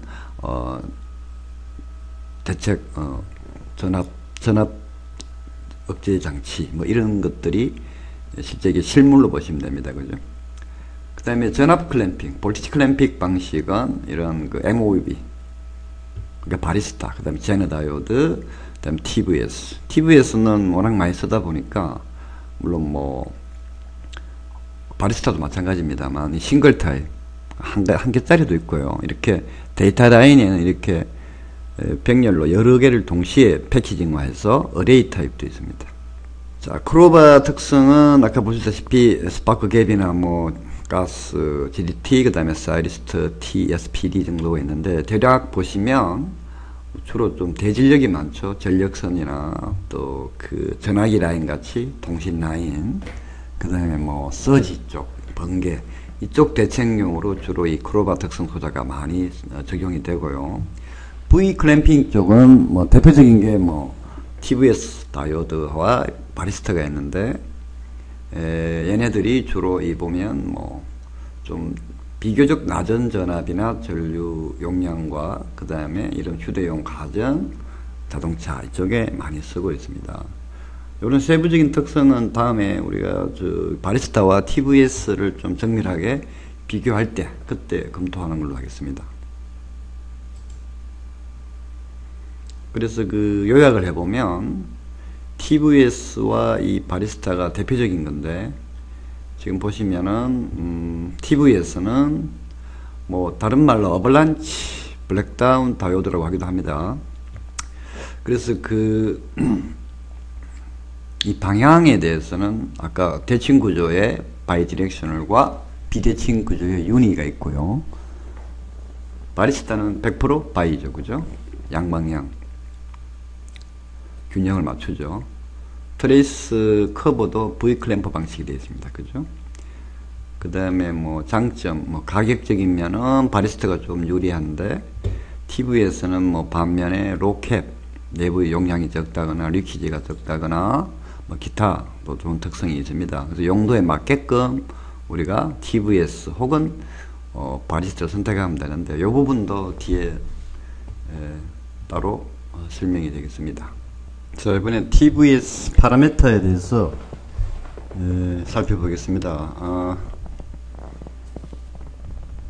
그리고 그 엔지니어 분들이 그 스펙시트 상에 나타나 있는 이런 그래프나 각종 이런 규격치, 정적치에 대한 이해가 있어야 우리가 내가 대체할 회로의 어떤 그 작동 조건이나 전원전압, 시그널 전압, 그죠? 또 맥스 견딜 수 있는 전압들을 보면서 어떤 TVS의 규격을 가진 놈을 쓸 건지 뭐 이런 거를 결정하기 위해서는 이 파라미터에 대한 이해가 중요하겠습니다. 자, 가장 중요한 것 중에 하나가 바로 VRWM, 조금 길죠? 리버스 맥스 워킹 볼티지, 한마디로 이야기하면 워킹 볼티지입니다. 그래서 만약에 TVS 스펙시트 상에 VRWM이 5V면 5V IC에 적용하면 됩니다. 그래서 통상적으로 스탠드 오브 볼티지라고 합니다. 그래서 그 블랙다운이나 클램핑 일어나는 이 지역보다 낮아야 되겠죠, 그죠? 이 워킹 볼티지는. 그리고 블랙다운 볼티지는 뭐냐 하면 이 클램핑이 이루어지기 시작하는 지점, 진입 지점의 전압을 우리는 블랙다운 전압이라고 합니다. 그래서 그 임피던스가 낮아지기 시작하는 지점이죠. 그래서 통상 TVS에서는 1mA 역전류죠. 1mA 전류가 흘렸을 때의 그 전압 값으로 결정이 되죠. 이 지역에서는 TVS가 굉장히 높은 하이 임피던스가 되겠죠. 다시 이야기하면 동작을 안 하고 무한대 임피던스로 가만히 있는 거가 되겠죠. 일반적으로 리퀴지 커런트는 여기 명시가 안 되어 있습니다만, 요 RWM의 전압이 걸렸을 때의 커런트를 우리가 누설 전류라고 합니다. 누설 전류는 마이크로암페어 이하의 굉장히 작은 것일수록 좋겠습니다, 그죠? 자, 일단 블랙다운 볼티지 설명드렸고, IPP, 피크 펄스 커런트는 뭐냐면 TVS가 허용 가능한 서지 커런트, 즉 이 자르는 기준 전압, 클램핑 전압일 때의 커런트를 우리가 피크 커런트라고 합니다. 그리고 클램핑 전압은 굉장히 중요한 전압이죠. 즉 IC, 대체할 IC가 버틸 수 있는 전압보다 이게 낮아야 되겠죠. 그래서 TVS 양단에 걸 수 있는 최대 전압이죠. 그래서 그 전압 범위 내에서 클램프가 이루어집니다. 그죠? 그 다이나믹 저항, 즉 동적 저항입니다. 그거는 이 클램핑 영역에서 이 직선의 기울기를 보십니다. 통상 이 기울기는 이렇게 더 날카로울수록 좋죠. 누워 있으면 잘리는 게 평탄하게 안 잘리겠습니다. 그죠? 지금 제가 표기하려고 약간 기울기를 줬는데 실질적으로는 거의 이렇게 90도로 수직으로 혹은 수직으로 내려오게 되겠습니다. 그래서 이 다이나믹 저항은 이 X축이 전압이고 Y축이 전류니까 그렇게 해서 측정을 하면 되겠습니다. 그 다음에 플라스틱 캐패시턴스, 즉 기생 용량은 뭐냐면 TVS가 일반적으로 2단자 소자인데 그 안에 존재하는 기생 용량입니다. 모든 반도체는 기생 용량이 존재합니다. 그죠? 측정 기준은 제로 바이어스, 즉 전압을 걸지 않은 상태에서 AC 신호를 걸어 가지고 현재 1메가 신호에 대한 그 주파수로 해서 그때의 임피던스를 측정을 해서 그걸 캐패시터의 그 임피던스 식은 아마 기억하시죠? GC는 2파이 F C분의 1입니다. 그죠? 그래서 시뮬레이션에서 나온 GC 값, 즉 임피던스 값을 알면 프리퀀시는 현재 1메가죠. 값 다 알죠. 그러면 이 C 값은 도출이 됩니다. 그래서 내부 기생 용량 값을 우리가 스펙상에도 주어지고 또 우리가 그 값을 기준으로 대책을 하게 되겠습니다. 아무래도 이 기생 용량은 작을수록 좋겠죠. 커지면 하이스피드 시그널 라인에는 쓸 수가 없겠습니다. 자, 그래서 실질적으로 한 예로 인피니온의 이 TVS 모델을 가져와서 스펙 시트와 또 스파이스 시뮬레이션 결과를 보여드리는 겁니다. 그래서 보시면 블랙다운 볼티지는 6V로 되어 있네요. 최소 그때 기준 전류가 블랙다운 전류가 1mA 역전류가 그죠? 그래서 여기 보시면 플러스 1mA 할 때도 6V고 마이너스 1mA 할 때도 전압이 6이 뜨니까 대략 이 TVS의 블랙다운 볼티지는 6V가 되겠습니다. 그리고 보시면 리버스 워킹 볼티지, 즉 작동 전압이죠. 지금 마이너스 5.3, 5.3이니까 typically 한 5V 회로에 쓰시면 되겠습니다. 클램핑 볼티지를 보시면 여기는 좀 복잡습니다만 IPP, 피크 커런트가 16 혹은 마이너스 16, 왜냐하면 포지티브와 네거티브 쪽이 있으니까. 그래서 포지티브 16일 때 약 10.2, 네거티브 16일 때 12.1. 그래서 위로 이쪽이 마이너스 16, 이쪽이 플러스 16인데 값을 보면 포지티브일 때 10.2, 네거티브일 때는 12.1 이렇게 측정 결과와 요 클램핑 전압이 같게 됩니다. 물론 30A를 하면 또 값이 달라지겠죠. 그 다음에 동적 저항, 작을수록 좋다 했습니다. 그죠? 그래서 포지티브 쪽에는 전압과 전류 값에서 기울기를 측정을 하면 약 0.224, 네거티브 쪽은 0.327, 실제 스펙 값과 거의 유사하게 나옵니다. 자, 이제 바리스타를 보면 물론 이 정의했던 그 약속 용어가 약자가 이런 게 좀 틀리지만 사실상 기본적인 용도가 같기 때문에 거의 비슷한 의미를 가집니다. Max Continuous Voltage, 이게 바로 연속 전압이죠. 그죠? 최대. 이게 바로 워킹 볼티지와 같습니다. TVS에. 그래서 이 바리스타인 경우는 교류에도 쓰고 직류에도 쓰는 경우가 많으므로 교류 쓰는 사람들 위해서 VRMS가 주어지고요. 직류 쪽에서는 VDC 두 가지 값이 주어집니다.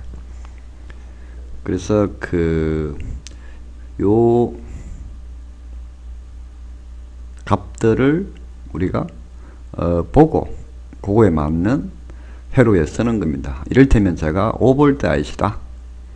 그러면 5V로 다 신호도 정의됐다고 가정하면 바리스타의 스펙상에 이 VDC 값이 오면 쓰면 되는 거죠. 자, 그 다음에 블랙다운 볼티지 혹은 바리스타에서는 바리스타 볼티지라고 합니다. 요게 바로 TVS의 블랙다운과 똑같죠. 그래서 1mA의 전류에 대한 전압 값이 바로 진입, 즉 블랙다운 일어나는 진입 기준 전압인데 그게 바로 바리스타 볼티지라고 합니다. 실제는 뭐 VBR이라고 명기하기도 합니다. 업체에 따라서는. 그 다음에 클램핑 전압. 클램핑 전압은 약간 측정하는 방법이 좀 틀리지만 기본 개념은 같습니다.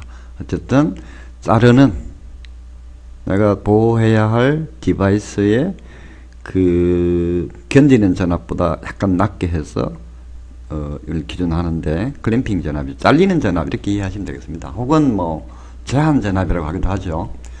그래서 통상 그 측정 전류는 소자마다 틀린데 1A 타입을 기준으로, 즉 전류가 1A일 때 이거를 클램프로 잡는 기준으로 하는 경우도 있고요. 10A일 때 하는 것도 있습니다. 왜냐하면 바리스타가 용량이 굉장히 큰 놈도 있기 때문에 그때는 10A 기준으로 쓸 거고, 그죠? 좀 소 패키지용은 뭐 1A로 되겠죠. 그 다음에 Non-Repetitive Peak Current. 요거는 뭐냐 하면 TVS의 그 피크 커런트와 거의 비슷하다고 보시면 됩니다. 그래서 그 클램핑 레벨에서의 그 과전류 클램핑 영역에서의 그 최대 그 흡수할 수 있는 서지 전류 혹은 전류에 대해서, 그러니까 결국 바리스타가 버티고 몸통으로 보낼 수 있는 최대 전류, 뭐 이렇게 보시면 되겠습니다. 그래서 그 전류가 바로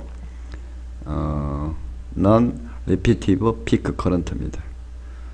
그 TVS의 IPP와 거의 유사한 개념으로 이해하시면 되겠죠. 그 다음에 뭐 에너지 부분도 있는데 뭐 참조하시고요.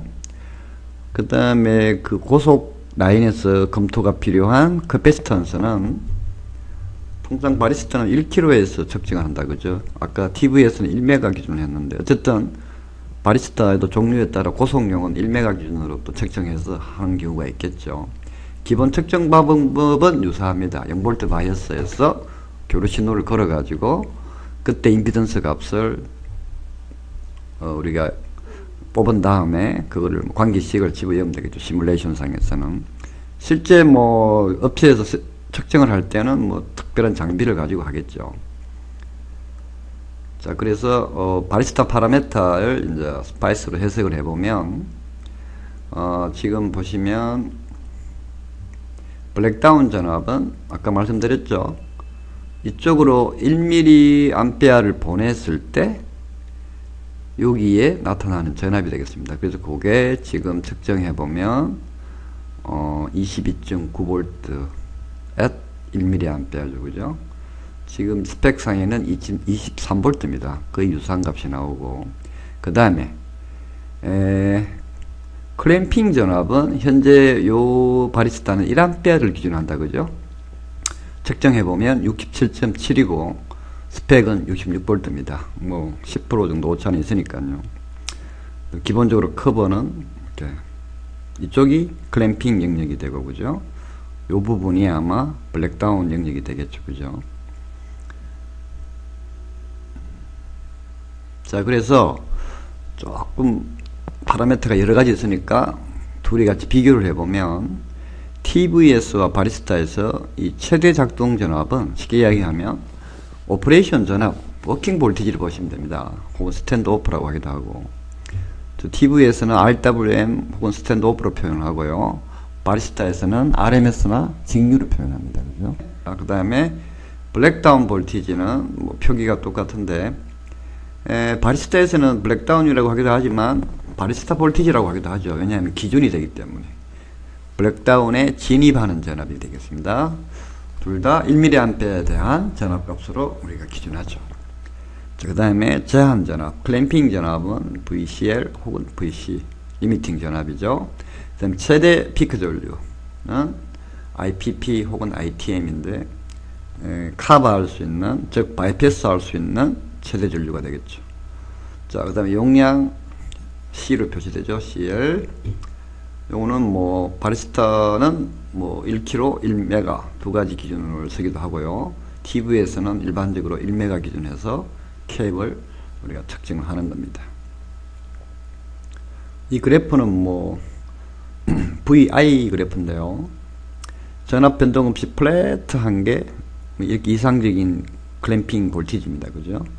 바리스타나 TV에서는 이렇게 기울기를 가지죠. 바로 이 기울기가 바로 다이나믹 저항이 되는 거고, 그죠? 워킹 볼티지는 당연히 클램핑 볼티지보다 낮아야 되겠죠. 여기 지금 브레이크다운 볼티지는 없습니다만, 브레이크다운 볼티지는 요 사이에 있겠죠, 그죠? 요 사이에. 그리고 TV에서는 대체적으로 반도체 공정이다 보니까 이 최대 커런트가 좀 약합니다. 그래서 어느 정도 범위에서 이렇게 맥스가 커런트가 리미트가 되어 있습니다.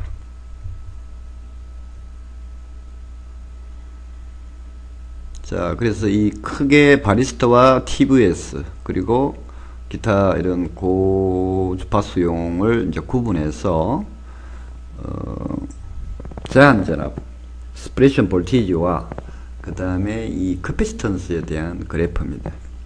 쭉 보시면 바리스타가 대체적으로 그 클램핑 전, 이 클램핑 전압으로 보시면 되죠. 대체로 높고, 그 다음에 TVS는 다이오드는 조금 낮은 범위를 차지할 수 있습니다. 그죠? 즉 클램핑 전압의 카바 범위가 바리스타는 좀 크고, 뭐 100, 150, 200 뭐 이런 식으로, 그죠? 제너는 뭐 3.3, 뭐 5, 6.8 뭐 이런 식으로 낮고, 그 다음에 커피시턴스 영역에서 보시면 바리스타는 내부 커피시티가 좀 큽니다. 기생 용량이. 반면에 TV에서는 이렇게 낮은 지역의 것도 있습니다. 그래서 이런 바리스타는 주로 대용량 혹은 고전압 혹은 고전류 쪽, 그래서 파워라인이나 베이스밴드 신호, 주파수가 낮은 쪽엔 주로 이게 쓰이고요.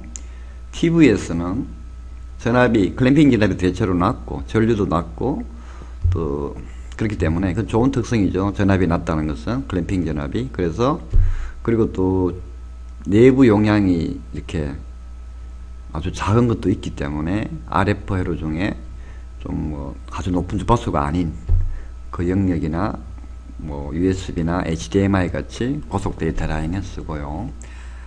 아예 안테나 영역에 진짜 고주파인 경우는 독특한 용도의 그 스프레스가 있는데, 이 ESD 대책 조작이 있는데, 뭐 업체에 따라 이 명기하는 이름은 틀립니다. 무라다인 경우는 뭐 세라믹 ESD 디바이스를 하기도 하고, 회사 따라 자기 나름의 이름을 짓고 있는데, 아무튼 워낙 높은 RF 주파수, 즉 프론트엔드 쪽이 안테나 쪽이기 때문에 0.1피코 이하의 용량 값을 써야 됩니다. 그죠? 크게 보면 에너지가 큰 쪽과 주파수가 낮은 쪽은 바리스타, 에너지가 작고 클램핑이 낮고 스피드가 높은 쪽인 TVS 다이오드, 그 다음에 아주 높은 경우는 주파수가 요런 세라믹 ESC를 쓰시는 게 맞죠. 자, 그 다음에 부품 선택에 대해서 봅시다. 크게 TVS, 그 다음에 바리스타, 그 다음에 특수용도 혹은 뭐 고속용의 로캡 디바이스로 구분을, 즉 세라믹 ESD 디바이스라고 합시다. 자, 그러면 최초에 이게 서지냐 ESD냐. 서지는 에너지가 크죠. 전류량도 크고. 서지 같은 경우는 바리스타를 갑니다. 그리고 ESD로 같은 경우 밑으로 내려와서 스피드에 따라서 스피드가 아주 높으면 아예 1피코 이하의 용도로 쓰고요. 물론 여기에 TVS가 존재할 수도 있겠죠. 아무튼 굉장히 1피코 이하의 낮은 용량의 소다를 쓰고요. 그 다음에 스피드가 뭐 적당한 경우, 중 이하인 경우는 이 민감도에 따라서 IC에 뭐 낮으면 뭐 바리스타, 높으면, 즉 스피드가 높은 게 아니라 이 센시티비티가 좀 예민하면 TVS로 가면 됩니다. 자, 그리고 이게 파워다고 싶으면 거의 이렇게 가면 되죠. 바리스타로 가시면 되겠습니다. 그 다음에 중간 정도의 스피드인 경우는 민감도에 따라서 민감한 것은 TVS, 좀 덜한 것은 바리스타입니다. 여기서 민감도란 뭐 어떤 그 정밀한 신호 처리를 하는 IC나 그죠? 뭐 여러 가지 표현이 될 수 있는데 또 약한 놈이 될 수도 있겠죠. 정전기에. 그래서 아무튼 좀 민감도가 높은 놈들은 정리를 해보면 TVS로 가는 게 맞고요. 또 스피드가 중 이하는 뭐 TVS가 맞고, 에너지가 크고 스피드가 낮은 경우 또 민감도가 낮은 경우는 바리스타 쪽으로 가시면 되고, 그 다음에 RF 같이 특수한 용도인 경우는 내부 기생 용량이 고려된 즉 1피코 이하의 대책 소자를 지용해야 되겠습니다. 자, 지금은 시그널 속도에 따라서 무엇을 선택할 거냐를 지금 해놨는데요. 지금 보시면 HDMI 같은 고속인 경우는 거의 10기가 정도 된다, 그죠?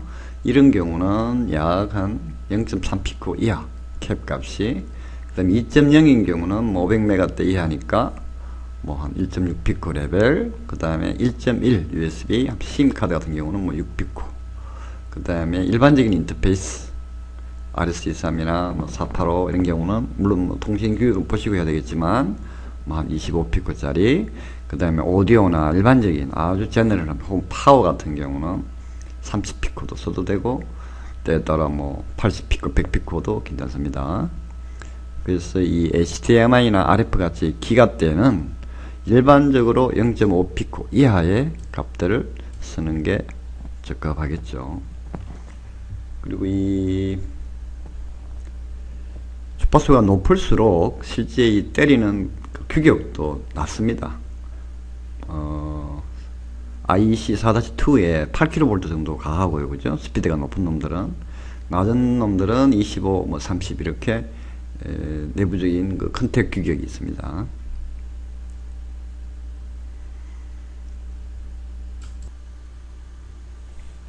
챕터 6 ESD 디바이스 애플리케이션에 대해서 살펴보겠습니다.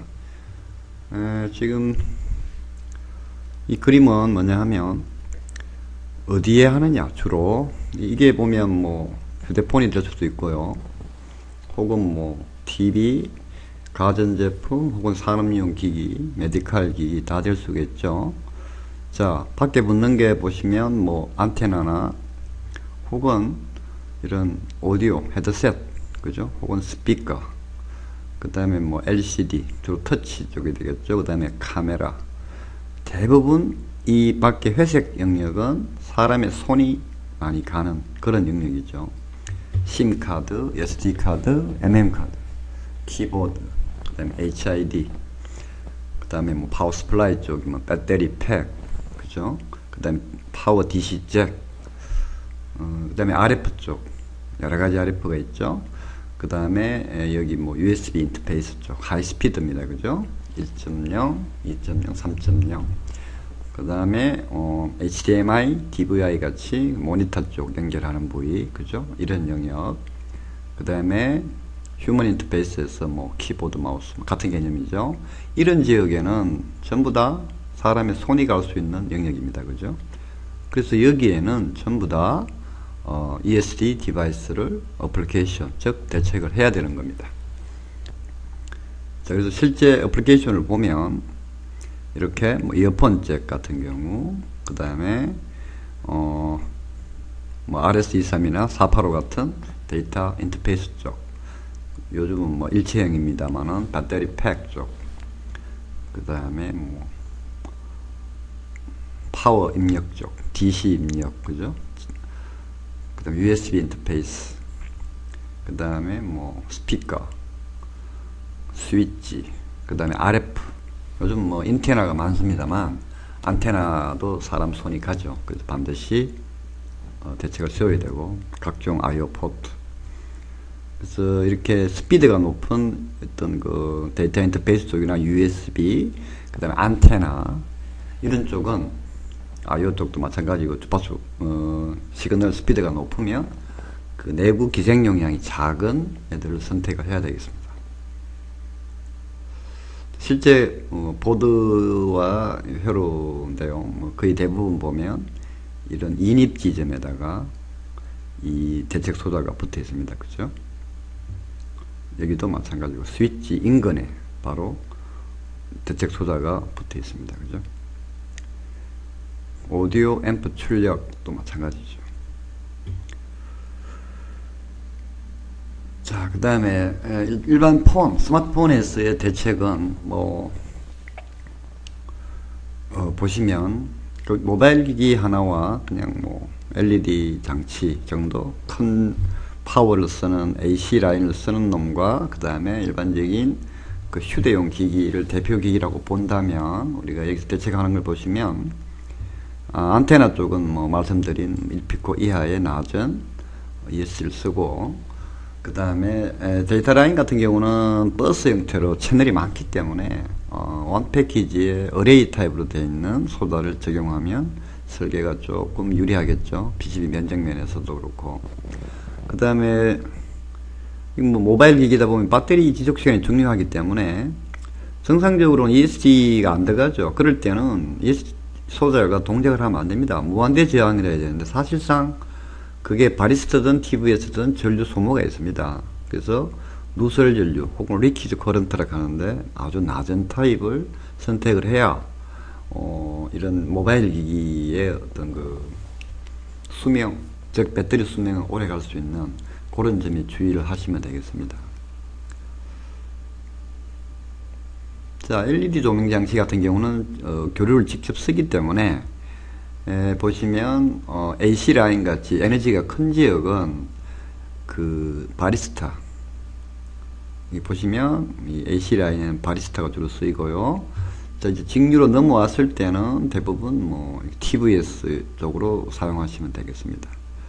LED는 뭐 100% 이게 리버스 맥스 커런트가 전압이죠. 전압이 5V 미만이기 때문에 이 단위 부품 하나하나당 전부 다 그 ESD 혹은 역전압을 방지하기 위해서 구성이 되어 있습니다. 그래서 크게 보면 큰 전류, 전압이 에너지가 큰 놈들은 바리스타로 적용을 하고요. 에너지가 작고 직류인 영역에서는 주로 TVS를 쓴다는 것을 우리가 이해하시면 되겠습니다.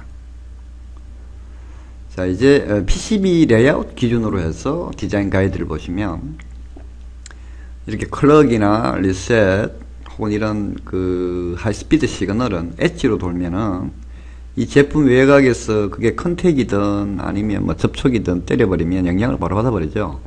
그래서 노이즈 이슈가 되기 때문에 안쪽으로 그려주는 게 좋겠습니다. 그 얘기고. 실제 이 접지를 넓게 한다는 것은 EMI나 SI, PI에서도 똑같은 얘기인데 ESC도 마찬가지입니다. 어떤 과전압이 들어왔을 때 접지가 넓으면 그쪽으로 빠져나갈 확률이 많기 때문에 넓은 접지면이 유리하고요. 따라서 밑에 보시면 멀티레이어 PCB가 아무래도 왜냐하면 그라운드층이나 전원층 같은 경우를 하나의 플레인으로 잡기 때문에 영향을 줄일 수가 있습니다. 물론 뭐 단가는 올라갑니다만. 그리고 가급적 짧은 트레이스 처리가 중요하겠죠. 그 다음에 이 I/O 결국 ESD는 안쪽에서 생기는 게 아니라 바깥쪽의 영향이기 때문에 이런 외부 노출 I/O에는 가깝게 이 소자를 대책 소자를 이쪽에 지금 별로 좋지 않은 설계입니다. 그죠? 이쪽으로 붙여주는 게 그래야지 바로 빠져버리죠. 그래서 그런 면에서 기생해를 줄이기 위해서 가깝게 붙이는 게 중요하고 그 다음에 이 대책 소자를 단다 하더라도 이게 접지라고 밑에가 접지고 위가 어떤 대책 라인이라고 보시면 이렇게 패턴이 길어지면 이 사이에 L이 존재하죠. 그러면은 심지어 ESD가 1나노세컨드 이하의 어떤 그 라이징 타임을 가지기 때문에 이 인덕턴스는 결국은 이 소자 자체가 갖고 있는 클램핑 전압에 더 오버할 수 있습니다. 그죠? 그래서 인덕트가 아예 안 생기도록 선로에 그래서 이렇게 바짝 붙여서 하고 또 접지층은 결국은 이 서지 커런트를 밑으로 빼서 방전하는 리턴 경로가 되기 때문에 이 접지면을 넓게 하고 비아를 통해서 다른 층의 그라운드 플레인과 연결해주는 이런 대책이 중요합니다.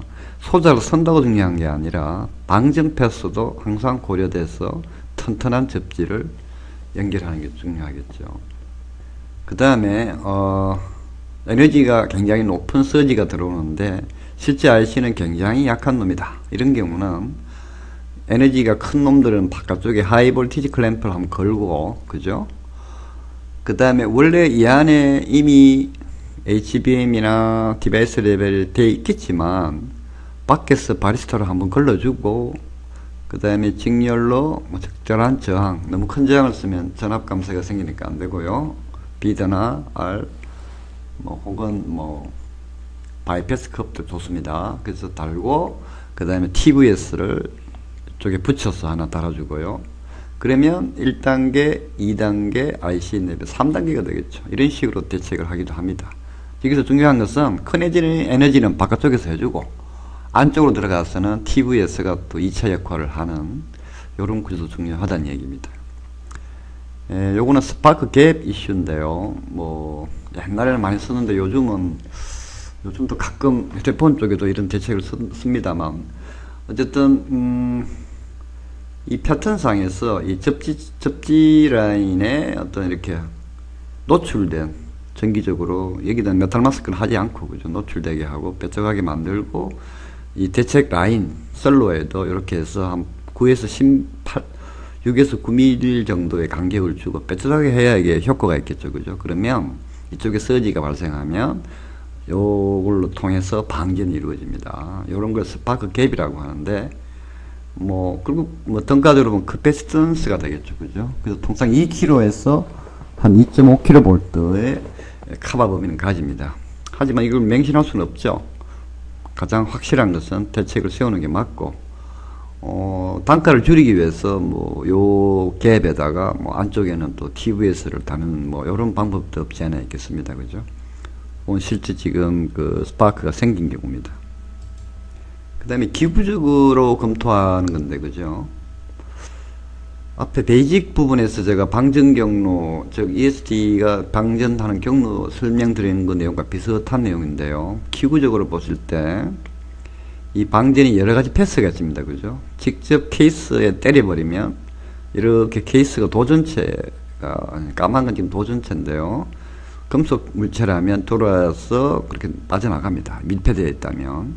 하지만 이렇게 홀이 있거나 혹은 케이블 때문에 또 홀이 존재한다면 여기 때리면은 요 홀에 전이차가 생기고요. 그 전이차 때문에 전자기 일렉트로마그네틱이 발생합니다.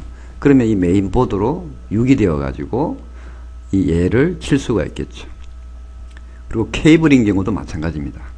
케이블을 통해서 이쪽에 일렉트로마그네틱이 유기가 돼 가지고 본체를 때리는 경우도 있겠죠.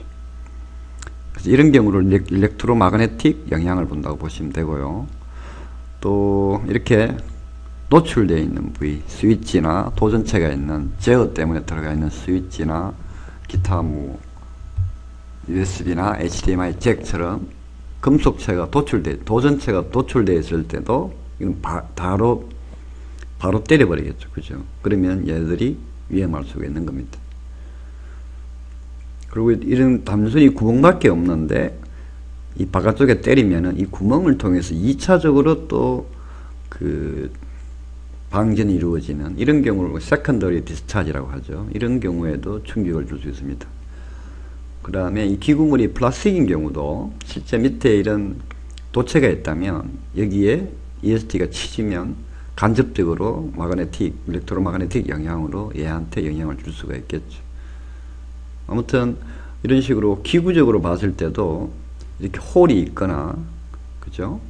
그 다음에 너무 건접해 있거나 PCB가 엣지에 이런 경우에도 위험할 수가 있다는 얘기죠. 그래서 인클로즈 기구물 설계할 때도 이런 홀을 직결식으로 하지 말고 이렇게 엣지 기역자로 니언자로 만들어서 바로 안 못 들어오도록, 아니면 이렇게 주든지 하면 아무래도 이런 세컨더리 디스차지를 막을 수가 있는 거죠.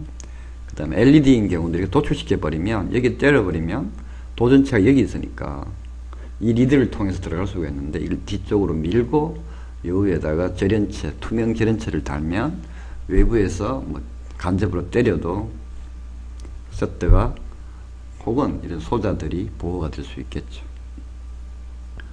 자, 이제 부품 배치, 즉 대책 부품을 어디에 배치하면 효과적인가에 대해서 보겠습니다.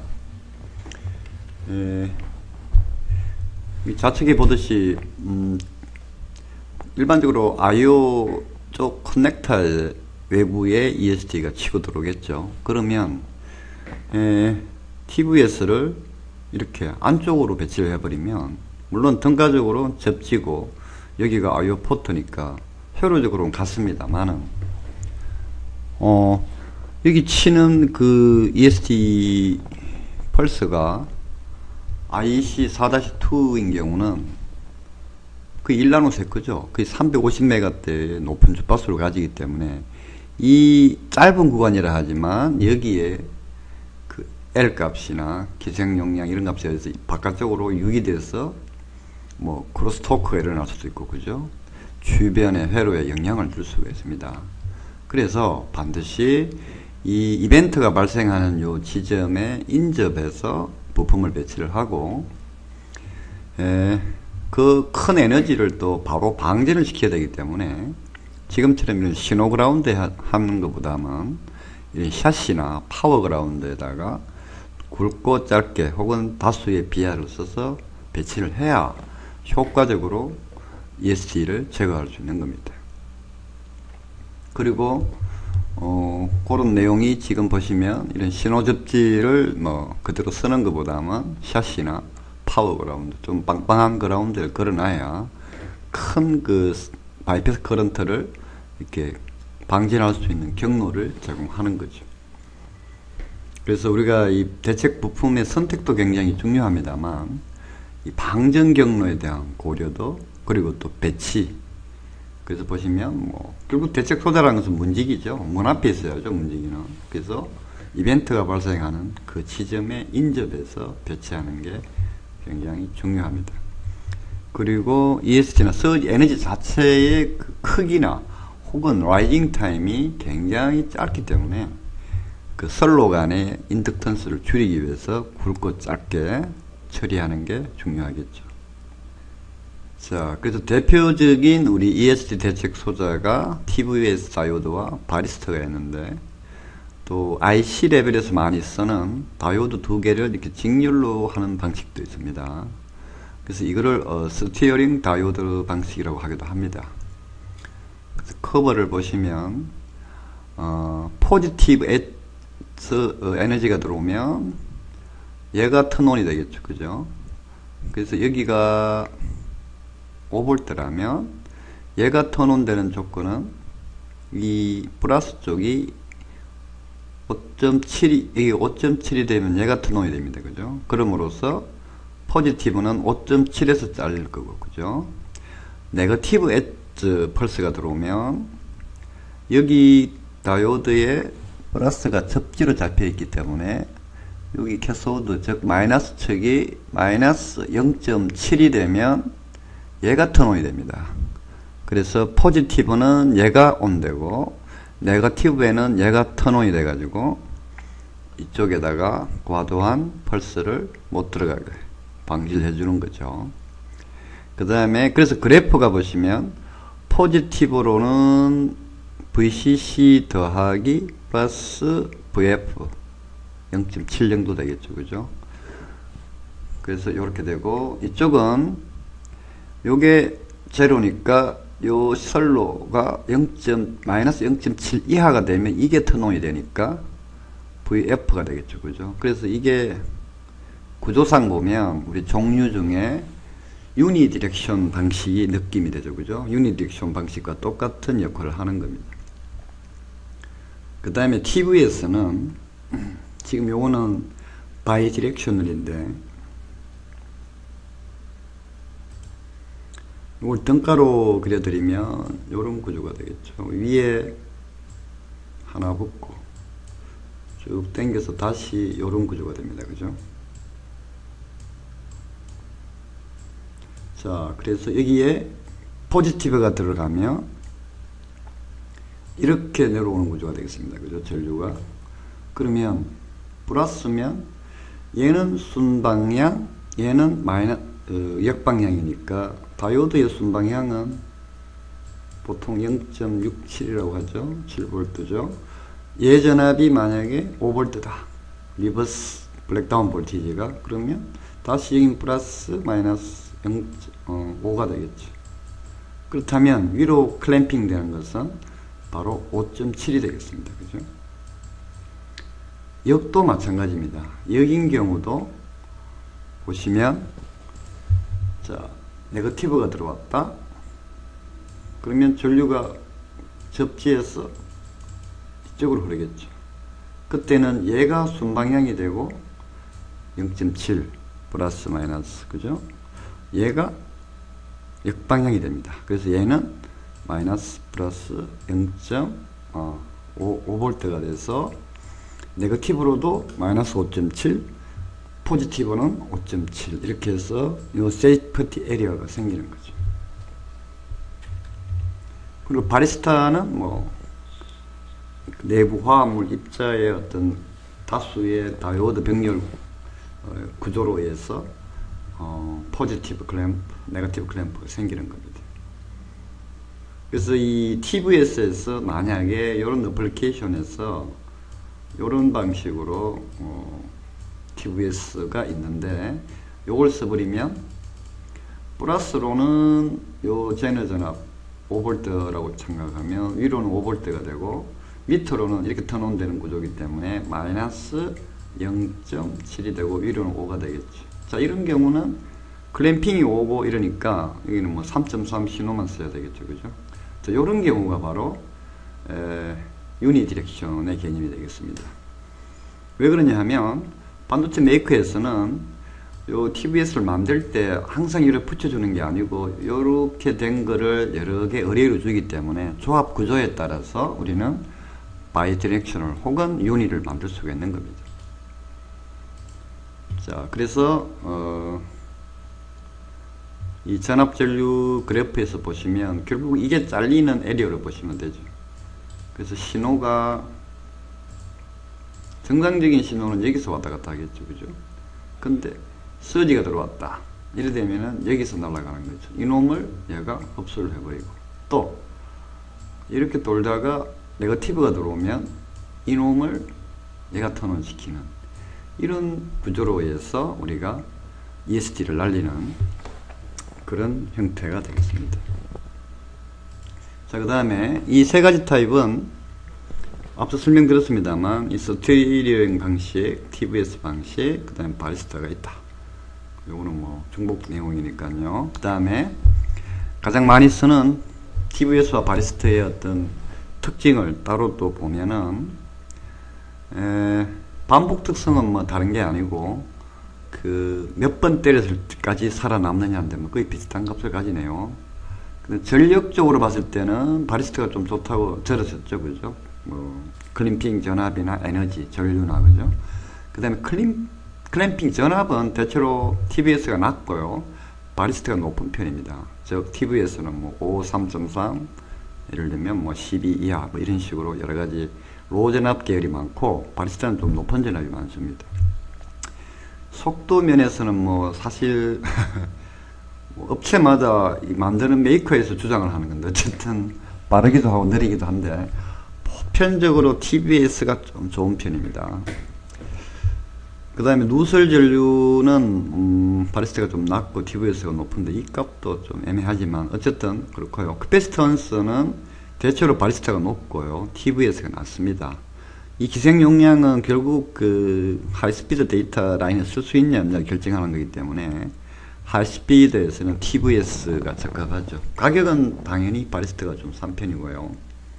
그래서 전체적으로 바리스타가 우수한 면과 TVS가 있는데 뭐 가격까지 감안해서 또 내가 대체할 회로가 저는 파트인지 아니면 시그널 쪽인지 또 그게 하이스피드인지 로우스피드인지 보시고 선택을 해야 됩니다. 전체적으로 바리스타가 좀 전압이 높고 캡이 좀 높은 편이고 TVS는 그 클램핑 전압이 대체로 낮고 조금 낮은 캐패시터를 가지는 타입이 있다. 뭐 이렇게 보시면 되겠습니다.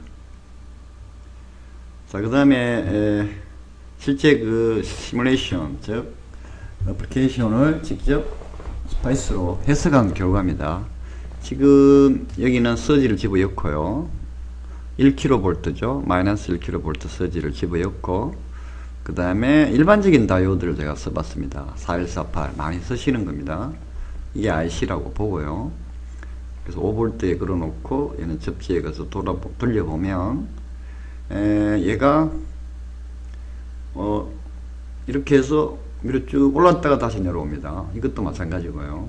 그래서 이게 원래 플래트여야 되는데 왜 이렇게 뛰고 올라오냐 하면 이 다이나믹 저항과 같은 개념인데, 이 다이오드 내에는 내부에 직렬 저항이 존재합니다. 물론 뭐 1옴 언더로 되어 있지만, 그래서 그 저항 값이 작으면 작을수록 이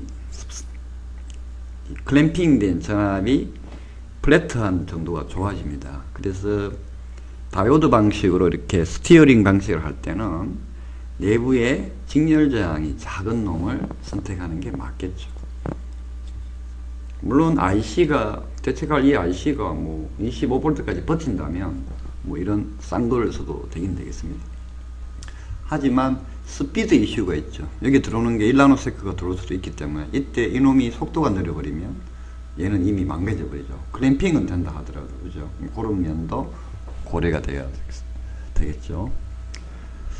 자, 그래서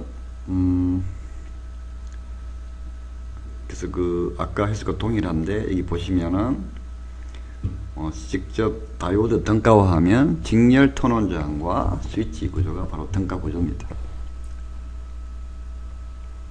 자, 그래서 실질적인 그 대책용 4148도 있습니다. 폐허차별돼서 있지만 여러 회사가 있는데, 그 놈을 적용했을 때는 지금 보시면 아까처럼 이렇게 쭉 올라가는 게 아니라 대체로 플랫하게 잘라주죠. 그죠? 이 경우는 이 다이오드는 그 ESP 전용의 다이오드로 보시면 되겠습니다. 이런 걸 쓰시면 적합하겠죠. PVS인 경우인데 위에 게 아마 윤이고요. 밑에 게 바입니다. 그래서 동일하게 플러스 1kg, 마이너스 1kg를 집어였더니 윤이는 이렇게 언밸런스하게 잘리고, 그죠? 바이는 이렇게 잘리죠. 지금 이 9B5인 경우도 지금 RS가 조금 크죠, 그죠? 혹은 다이나믹 저항, 앞서 TV에서 스펙 볼 때 있었죠. 그 다이나믹 저항이 다소 크기 때문에 이렇게 삐뚤하게 나옵니다. 반면에 이놈은 다이나믹 저항이 작기 때문에 대체로 플랫하게 나오죠. 아무래도 이놈이 좋겠죠. 그 다음에 바리스타인 경우도 보시면 바리스타는 100% 바이죠. 양쪽 대칭입니다. 그래서 3V, 5V 영역 3PT5하고 5PT5를 해보면 요게 아마 블랙다운 볼티지 같기도 한데, 그죠? 어쨌든 요 실험에 의해서 보면 뭐 TVS의 그 바이 디렉셔널 방식과 거의 같게 잘라주죠. 그죠?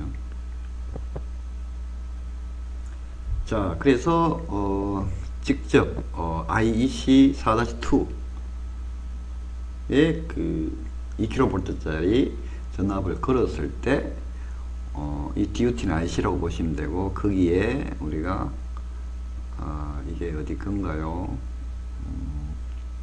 온셈인지 어쨌든 모델을 가져와서 이 대책을 한 경우입니다. 해서 보면 2kV짜리가 약 한 5와 14이니까 뭐 한 7.5에서 클램핑이 이루어집니다. 그죠? 그래서 우리가 요게 요런 특성을 가지는구나, 클램프 특성을 가지는구나 볼 수 있고, 이때 이게 1나노인데 이게 잘못 써버리면 이걸 따라가지 못하고 이게 뒤에서 잘라주는 경우가 있습니다. 이런 경우는 인마의 응답 속도 때문에 그렇겠죠. 그런 것도 우리가 여기서 볼 수가 있겠습니다. 그 다음에 바리스타를 썼을 때의 이 클램핑 특성을 보는 거죠. 마찬가지 IEC 파형으로 2kV를 인가했을 때 막 한 10몇 볼트 정도에서 잘라지죠. 그죠? 이렇게 특성을 우리가 볼 수가 있는 겁니다. 자, 뭐, 그 다음에 유니와 바이의 이제 에너지스인데 앞서 한 거와 거의 좀 비슷한데, 아무튼 이 파란 곡선이 유니고, 그죠? 노란 게 바로 그 바이의 그 전압 전류 특성입니다. 이게 윤이고 이게 바이죠. 그랬을 때 이 구형파를 딱 걸었을 때 이 ESG로 줘가지고 그죠? 1kg 플러스 1 마이너스 1을 줬을 때 윤이는 가서 언밸런스하게 빠지고 바이는 이렇게 빠지는 겁니다. 자, 그래서 윤이와 바이는 그러면 대체 어떤 경우에 쓰느냐인데 앞서 잠깐 말씀드렸는데 한마디로 이야기하면 윤이는 대부분의 디지털 회로에 쓰시면 됩니다. 왜? 신호의 다이나믹 레인지, 걔네들이 노는 장소가 제로에서 이 VCC 전압, 5면 5, 3.4이면 3.3이니까 그 사이에서 돌기 때문에 윤희를 써도 상관이 없죠. 그죠? 그리고 왜냐하면 이 윤희인 경우는 여기가 5V 라인이라면 얘를 블랙다운 전압이 약 한 6.3인 걸 쓰면 되겠죠. 그죠? 그러면 자, 5가 들어가다가 갑자기 높은 게 들어오면 블랙다운이 6.3에서 일어나니까 보호가 되겠죠. 자, 이때 이거는 제로 볼트가 됩니다. 그죠? 그러다가 네거티브가 들어왔다. 그러면 얘가 지금 네거티브가 들어오면 어떻게 됩니까? 이 전위가 마이너스로 되니까 얘는 그냥 일반적인 다이오드 형태가 됩니다. 이게 접지니까 플러스 마이너스 0.7V 이하, 즉 요 대책 라인이 마이너스 0.7이 되어버리면 이게 순방향 턴온이 되어버립니다. 결론은 마이너스 0.7에서 잘리고 위로는 6.3 이상에서 잘려버리죠. 그래서 아무 상관없이 이렇게 두 개짜리 쓸 필요 없이 윤희로도 대책이 가능합니다. 그래서 디지털 회로에서는 이런 윤희 방식을 쓰는 게 가격적으로 유리하죠. 왜냐하면 그 TVS가 여러 뭐 4개, 6개, 2개 이런 식으로 이게 어레이 구조로 돼서 납품이 되는 경우도 있습니다. 이런 경우는 이쪽을 잘 그 내부적으로 보면 윤희도 쓸 수 있고 바이도 쓸 수 있게 되어 있습니다. 그래서 그거를 잘 보시고 적용하시면 되겠습니다. 그리고 이 바이인 경우는 제로 레벨의 기준으로 해서 포지티브 신호, 네거티브 신호가 이렇게 오가면 이런 경우, 예를 들면 RF나 일반적으로 제로 바이어스 오디오 신호인 경우는 아래 위로 스윙을 하니까 제로를 기준으로 이 경우는 반드시 바이를 쓰는 게 맞겠죠. 그 다음에 VRWM에서 그 스탠드 오프 전압이라고 앞서 설명을 드렸습니다. 작동 전압, 오퍼레이션 전압과 항복 전압과의 관계를 보시겠습니다. 지금 그 스탠드 오브, 그러니까 작동 전압, 오퍼레이션 전압은 3.35, 우리 흔히 보는 거죠. 12V 뭐 이런 식입니다. 그죠? 그래서 이 블랙다운 전압은 통상 이 작동 전압 RWM의 약 10% 이상으로 잡는데 뭐 대충 맞죠? 5, 7.5, 13.5. 그래서 요게 바로 항복 전압이고, 클램핑 전압은 이 블랙다운은 출발 진입 지점이기 때문에 클램핑 전압이 훨씬 높겠죠. 이렇게 값이 더 큽니다. 그죠? 뭐 10.4, 12, 23.7. 그렇게 해서 그 블랙다운을 기준하는 전류가 바로 역전류가 1mA니까 시뮬레이션 한 결과와 그 다음에 그 우리가 그 스펙시트 상에 있는 값과 거의 같은 유사한 값이 나온다고 보시면 되겠습니다. 통상적으로 이 VRWM, 즉 작동 전압, 스탠드 오브 전압은 블랙다운 전압보다 한 10% 낮게 하는 게 일반적으로 맞죠. 그래서 우리가 부분을 선택을 할 때는 요걸 잘 보시면 되죠. VRWM이 결국 내가 쓰는 회로에 저는 전압으로 보시면 심플합니다.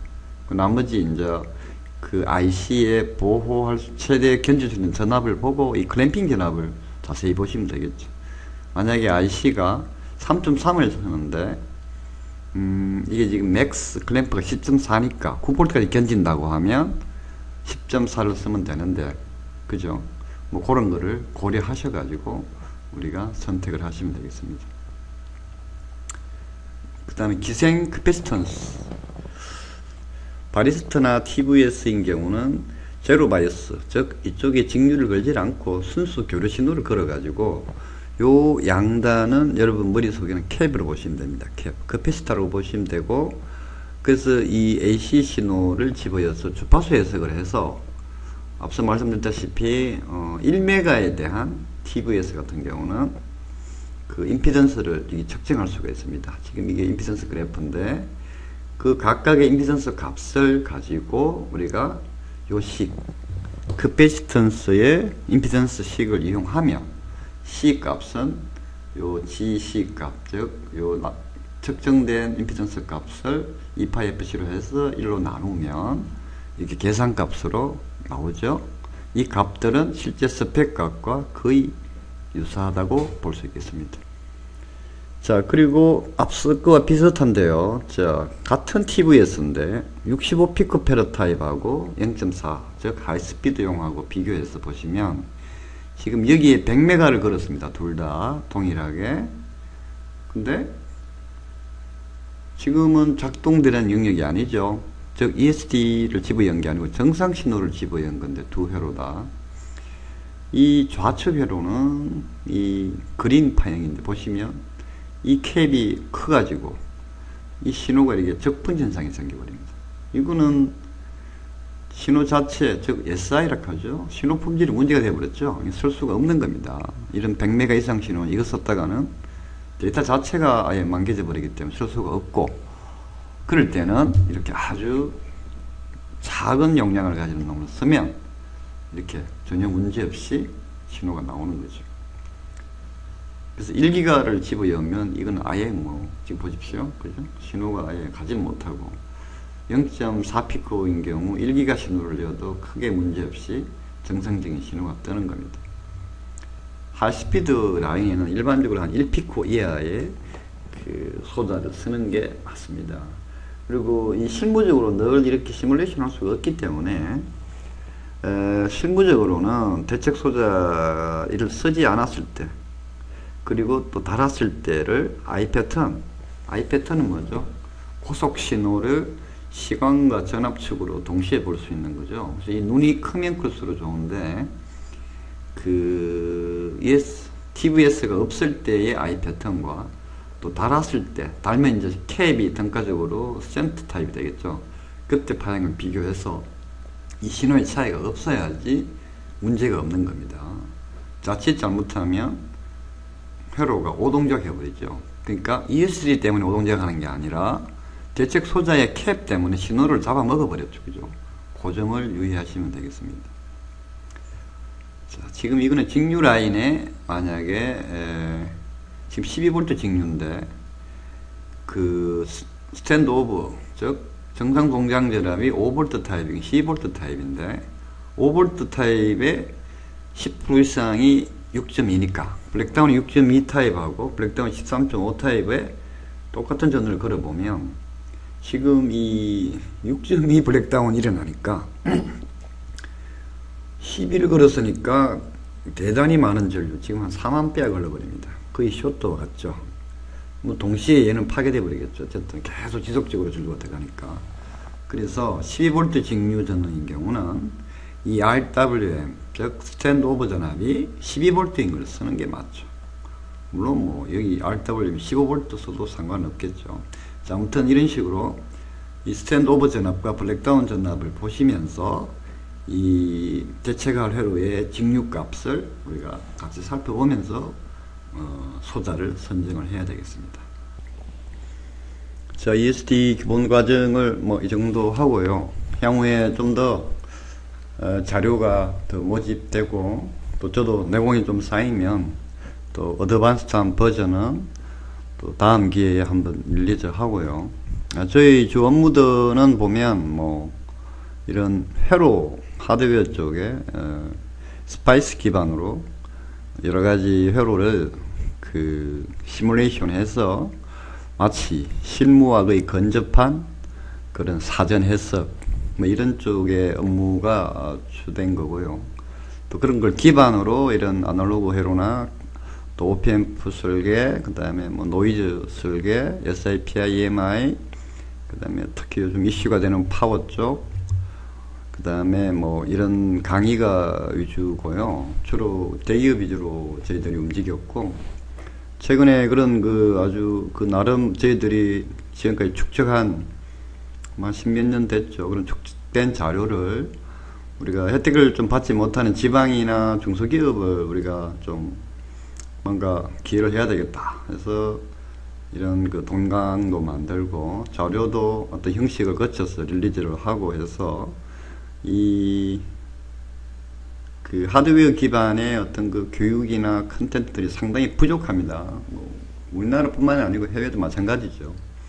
그래서 그런 부분에 좀 기초가 되었으면 해서 저희들이 지금 기획해서 지금 하고 있고요. 향후에는 아마 이런 회로 기본 혹은 실무, 그 다음에 뭐 OPMP나 그 다음에 SIPI, EMI 있죠. 그리고 파워, 또 기타 관련 부분에 대해서 지속적으로 이런 컨텐츠를 만들어서 좀 여러분들이 공유를 하고 전체적인 상향 평준화가 좀 되는데 저희가 기여했으면 좋겠다는 의미고요. 관련 내용들은 뭐 때에 따라 출판이 될 수도 있고요. 또 뭐 상황 봐서 PDF 형태로 뭐 제공을 할 수 있는 겁니다.